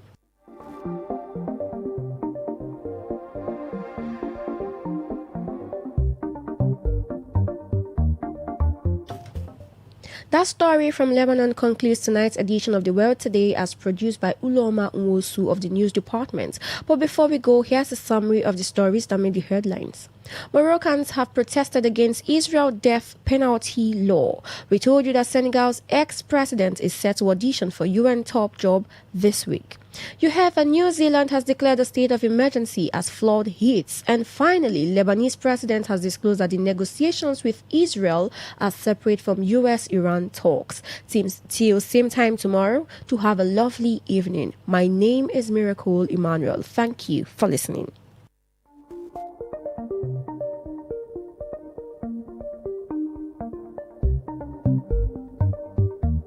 Today's news, today's entertainment, today's sports, today's issues. Today on Today 95.1 FM, Port Harcourt.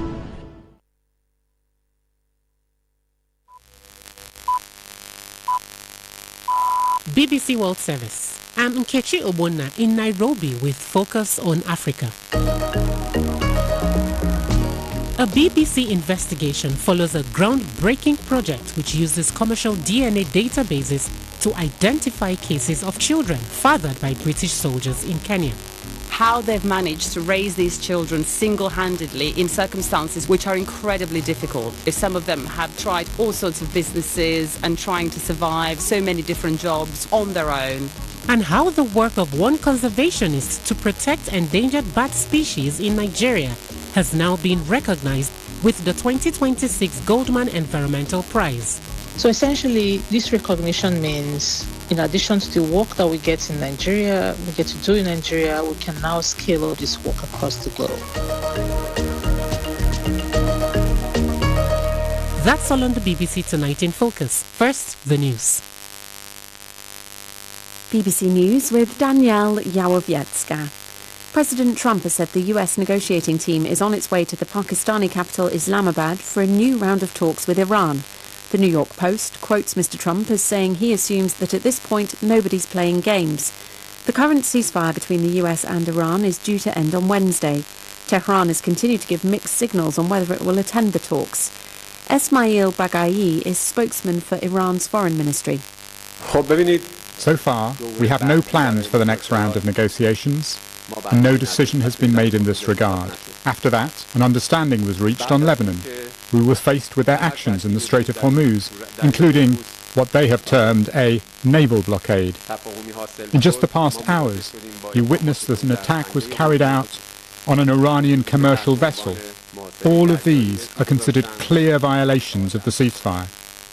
The Lebanese President Joseph Aoun has said that planned bilateral talks with Israel are aimed at ending hostilities and Israel's occupation of the south of Lebanon. Mr. Aoun said that he'd made the choice for negotiation in the hope that it could prevent further war. Israel has warned people not to return to their homes in the south. The European Police Agency says it's traced 45 Ukrainian children taken away by Russia. Europol brought together 40 open-source specialists from 18 countries alongside experts from the International Criminal Court. Anna Holligan reports from The Hague. Investigators identified Russian military units in which deported Ukrainian children may now be fighting against their own people. They reconstructed transport routes, pinpointed some of the officials, institutions and members of the armed forces suspected of organising their illegal transfer. They also flagged some of the re-education camps and online platforms displaying photos of the young people thought to be among what Kiev estimates to be more than 19,000 Ukrainian children deported since the full-scale invasion began in 2022. Reports from Ethiopia say the Tigray People's Liberation Front is to restore a regional parliament whose disputed election 6 years ago helped trigger civil war. It'll replace an interim administration set up under a peace deal 3 years ago. Richard Kagoy reports. The Tigray People's Liberation Front had been locked in a power struggle with the interim administration based in the regional capital Mekelle. The group has opposed the extension of its mandate for another year. Analysts warn the move could undermine efforts to implement the fragile peace deal signed in Pretoria 4 years ago. The civil war erupted in 2020 and killed more than 500,000 people. It came after months of feuding between the Ethiopian Prime Minister Abiy Ahmed and leaders of the TPLF, which had dominated politics there for 3 decades until Mr. Abiy took office in 2018 after anti-government protests. World News from the BBC. Sales of electric cars rose by more than 50% across Europe last month as the price of petrol and diesel spiked because of the Iran war. Industry data from 15 EU countries also shows that 500,000 new electric vehicles were registered in the first 3 months of the year, an increase of a third on the same period last year. The director of the FBI, Kash Patel, is suing the US news magazine The Atlantic for defamation after it published an article accusing him of having an alcohol problem that could pose a threat to national security. Court papers seen by the Reuters news agency show that he's claiming damages of $250 million. Mr. Patel denies the claims. The Atlantic says it stands by its reporting. The European Commission President Ursula von der Leyen says she's looking forward to working with the winner of Bulgaria's parliamentary election to tackle what she called common challenges. Rumen Radev's party is on course for an absolute majority with almost all the votes counted. He opposes EU sanctions on Russia and Bulgarian military exports to Ukraine. These voters had mixed views about Mr. Radev's victory. Generally speaking, I don't think this is the best possible outcome, but the majority of people have decided this way. I don't think this cabinet will last very long. Well, we want our currency, the lev, back because we're not happy with the euro. No matter how much we earn, it's never enough. And I'm glad that Rumen Radev won. We hope he'll make our country better. The author of the seminal popular science book The Naked Ape has died. British zoologist, television presenter and artist Desmond Morris was 98. The book defined humans as just another species of ape despite our technological advances. It was translated into several languages and sold millions of copies. BBC News.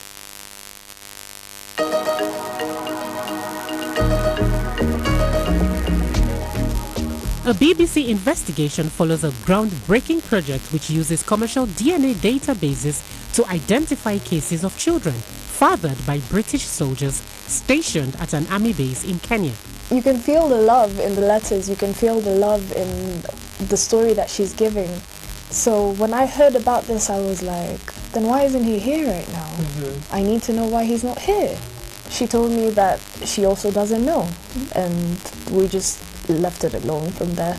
And in Nigeria, a small creature, the bat, is losing its habitat. But one conservationist work to protect it has been recognized with the 2026 Goldman Environmental Prize. So what role do bats play in the ecosystem?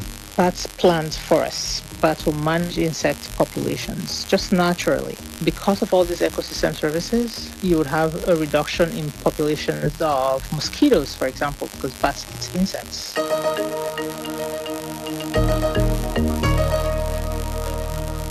It's Monday, April 20th. In Kenya, there are nearly 100 documented cases of children fathered by military personnel stationed at an army base in the country. Many have grown up not knowing their fathers who left and never returned. Now, a BBC World Service investigation follows a groundbreaking project which uses commercial DNA databases to identify these men and take them to England's highest family court for the first time. I sat down with 18-year-old Kathy. I first asked her how life was growing up without a father.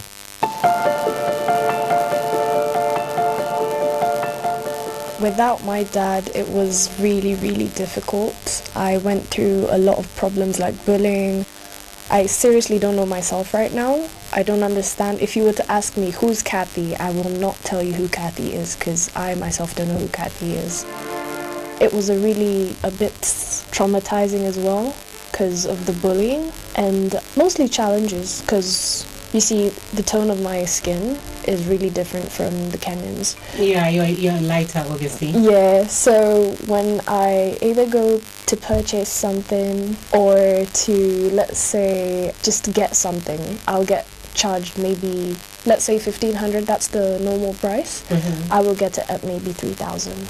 Wow, because of your skin color. So Yeah. it's assumed you're a tourist or a foreigner. Foreigner, I have a lot of money. I can afford anything. My goodness. Yes. Is that a thing? Yep, it's a real thing. Yeah. Wow. And how did you find out about your father? I found out about my dad when I was logging into Facebook. My mom told me not to, and you know how kids are, tell them not to, and they will.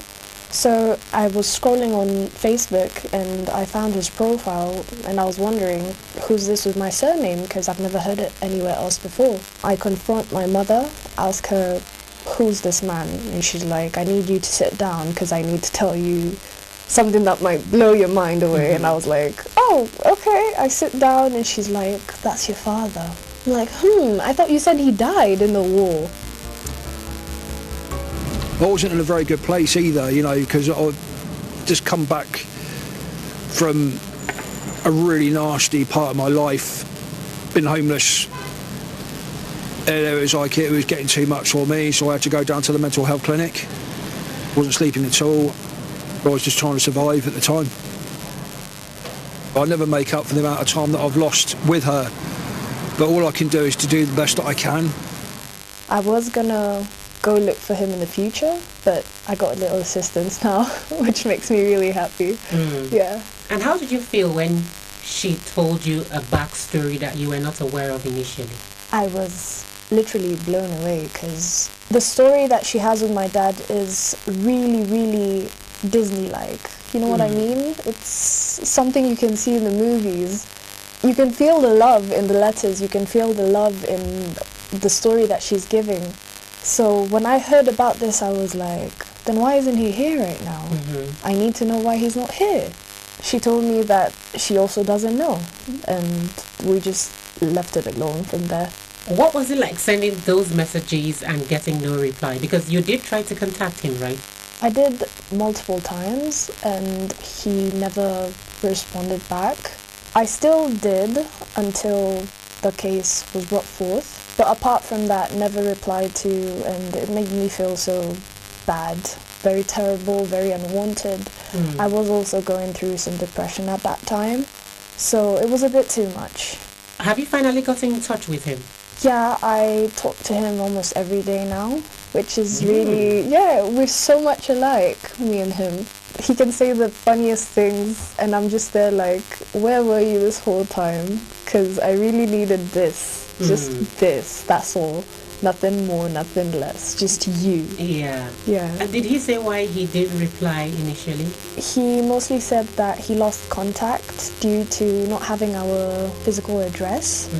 So he said that he just found it weird that every time people were texting him saying, oh, it's Kathy, so he thought it was a scam at first.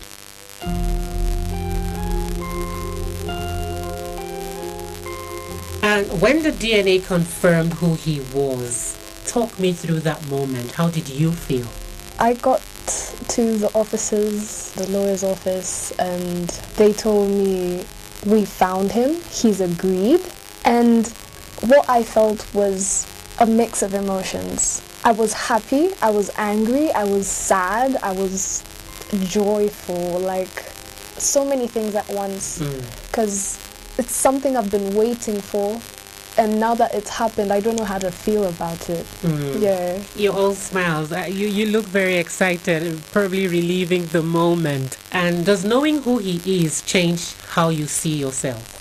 I wanted to know the other side of me, which I've never learnt about, never known. I didn't even know how to take care of my hair until last month. I mean, it's all crazy when you think about it, yeah. What did it mean to have him legally recognized as your father? It's one thing to, have a DNA test. It's one thing to find the person on social media. But it's another thing for, them to legally recognize and acknowledge that, yes, indeed, you are mine.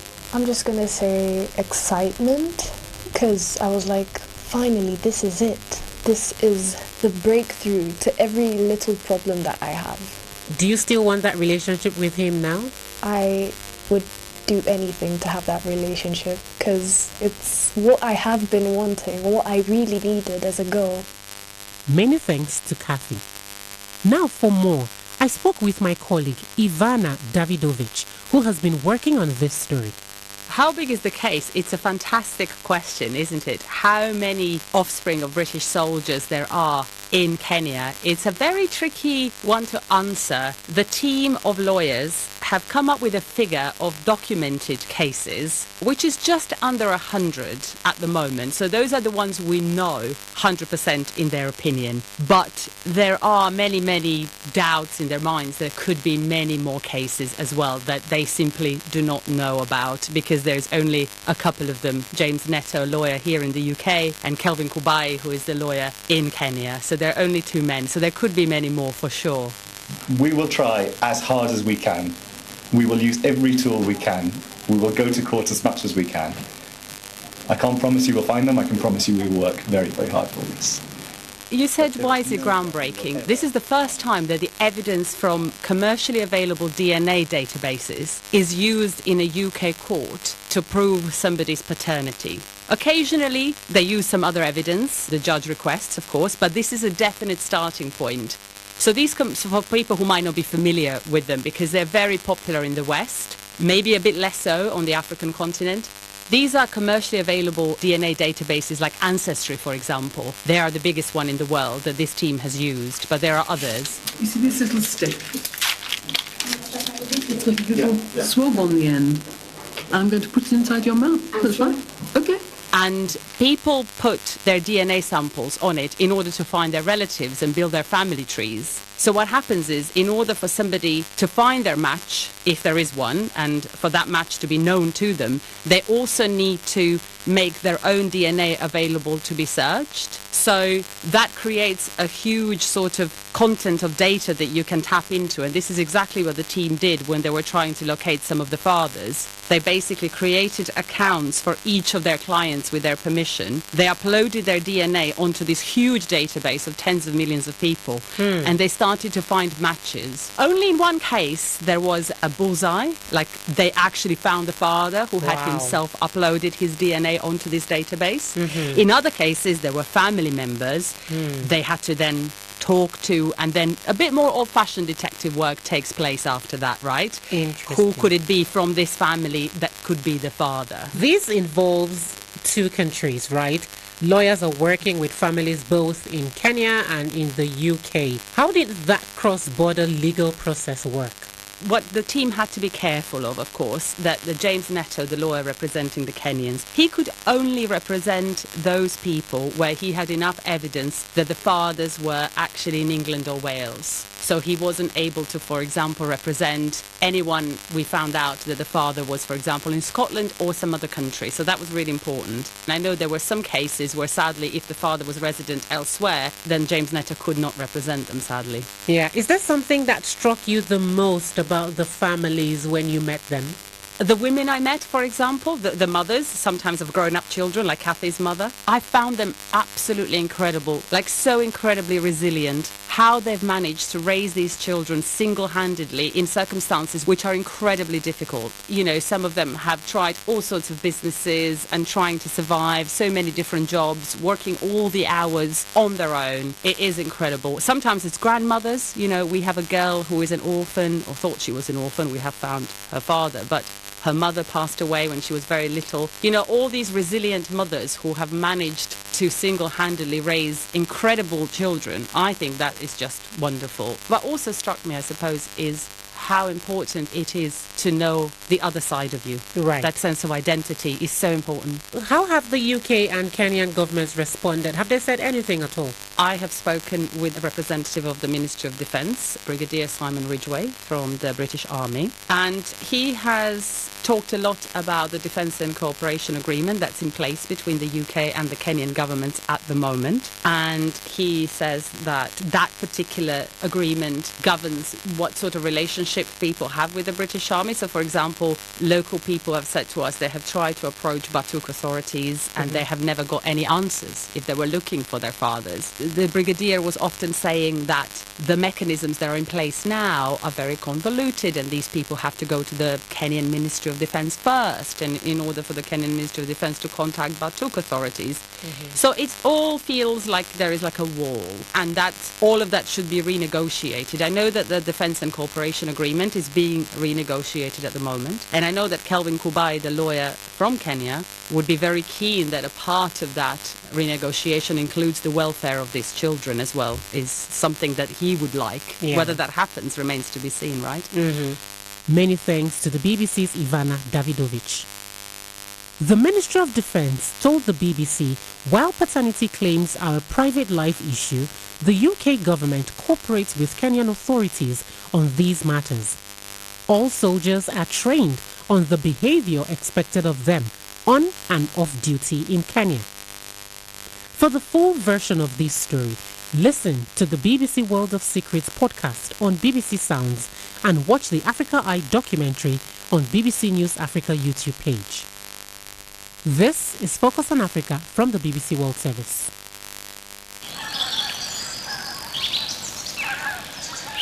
For our next story, we head to a rainforest in southeastern Nigeria where the efforts of one woman led to the rediscovery of endangered bat species. This rainforest is known as the Afi Mountain Wildlife Sanctuary. It covers 24,700 acres in Nigeria's Cross River State. It was established in the year 2000 and has been a haven for critically endangered gorillas, chimpanzees, drill monkeys, grey-necked rockfowl, and a variety of African bat species. But living in close proximity to 16 rural communities of predominantly hunters and farmers, coupled with climate change, has placed the wildlife in this sanctuary under existential threat. Common practices like bush burning result in wildfires, and for bats, even a little smoke is enough to drive entire colonies from their homes for good. To protect the bats' refuge, conservationist Iroro Tanshi launched a community-led campaign where she mobilized the local communities to protect the forest.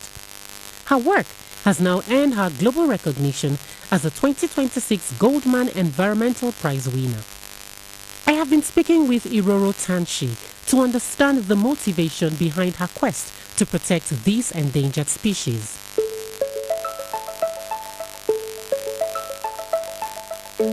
You know, bats are often misunderstood or feared in many communities. Now, I have to confess, I do not like bats. I am afraid of them. I flee when I see them, and I just feel there's just this spiritual connotation to bats. Now, judge me if you may, that's fine. But how did you approach changing local perceptions and getting people to care about protecting them?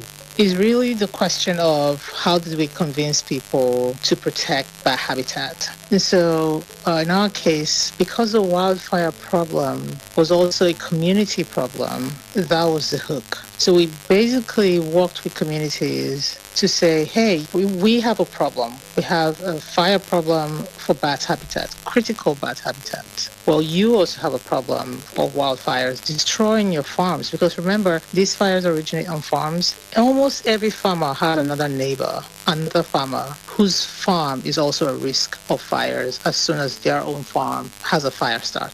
So essentially, people just wanted to deal with the problem of wildfires on their farms as well. You know, we would engage them through multiple forms of media and, in fact, really focus on kids as well. And there's a lot of interest and enthusiasm. So you'll be surprised. People might say, oh, if it's in the village, people will definitely say it's a witch and all that. We don't shy away from those conversations, but we really just say, you know, bats are really great at all these ecosystem services. Our dawa, for example, would not be possible without bats, just straight up. Your shea butter that a lot of people use either raw or in cosmetic products around the world because of bats, because bats disperse the seeds of the tree that people just taking a walk and you see shea butter and they're like, oh, it just arose out of nowhere. No, a bat planted it. Really? You know, I was just going to ask you the role bats play in the ecosystem, because I just see them as nuisance, hiding in caves, very cold, dark places, coming out at night, very mysterious. So I was just going to ask you, what value do they bring to the ecosystem? That's a really good question. On a biodiversity and nature level, bats plant forests because you're always dispersing seeds. You're always moving far away from, you know, the source of the material, the tree that produced the fruits that they're eating. And so by moving away from that tree, they're planting that tree as much as possible across the forest. Same thing with insects. So bats will manage insect populations just naturally. Now, if you move it to human residences or agricultural, and so the human spaces, as it were, bats are really valuable ecological friends in the sense that because of all these ecosystem services, you would have a reduction in populations of mosquitoes, for example, because bats eat insects. You have a reduction in pests on farms because bats eat insects that are, you know, agricultural pests. So essentially, you come to see that they play so many critical roles, it's almost impossible to ignore them.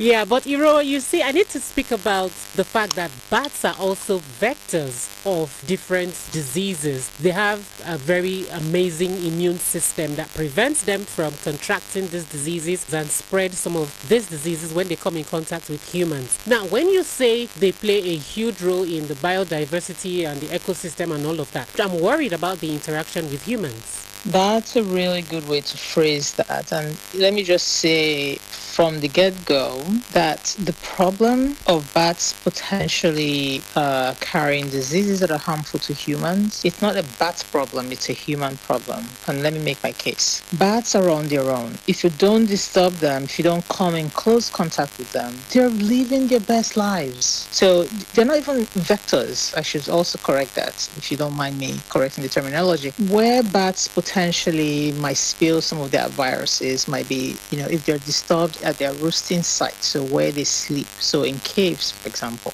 Right. So I have to ask you this. Remind us, why does this work matter to ensure bats are safe, bats are protected? Is there something that is striking that humans must know? Now, for wildfires, this is what you really want to do. Well, I should say for bats. For bats, you want to protect where they eat and where they sleep. Where they eat, if it's a forest bat, they eat in forest. That is, they forage in forest. They fly around in forest. That's where their insects are. That's where their food trees are. If it's an open space bat, so a bat that forages in the savannah, it needs good for savannah conditions, so to speak, where your native species of grass and native insects that the bats are used to. Now, work as conservationists is to then protect those habitats. And in my case, we're really doing protection of forests from wildfires. Right. And your team has identified at least 10 additional bat species. Why is that discovery significant for conservation efforts in Nigeria and beyond? So scientists are kind of on a mad rush, okay? I mean, in the past, it used to be more about exploration. Now we're in a mad rush to figure out what species we have because we're losing them before we even get the chance to describe them and know them in science. We're trying to understand the species that occur on this planet and where they occur. So it's a very important detail to know whether bat A, bat B, C, and D occur only in Nigeria or only in Kenya or only in South Africa. Again. You've now received global recognition with the Goldman Environmental Prize. What does this award mean to you personally, and how do you hope it will help shape the future of this important work? Personally, it's an incredible honor. There are very few things in this world that signal to you that the work that you're doing has global relevance than, things like this. The first Nigerian to win this award was Ken Saro-Wiwa, that's freedom fighter for oil and the environment in Nigeria. That was a big thing, and it made a big shift. And so in our case, we're hoping that this will make a big shift for bats in Nigeria and in Africa, but also for wildfire management. So essentially, this recognition means in addition to the work that we get in Nigeria, we get to do in Nigeria, we can now scale up this work across the globe. Many thanks to conservationist Iroro Tanshi. And that's it on Focus on Africa today. If you enjoyed listening to the stories we brought you, we would love to hear your feedback. Our WhatsApp number is +254 745 768 738. You can also send an email to focusonafrica@bbc.co.uk or get in touch via social media @BBC Africa or my handle @IamNkechiUnna, and that's with double M. This episode was produced by Bella Twine in Nairobi. Ayuba Ilya and Blessing Aderogba are in Lagos. Charles Gitonga was the senior journalist in charge, and Davis Mosaru, the technical producer. Our editor is Mariam Abdullah. I am Nkechi Obonna, and I will speak to you again soon.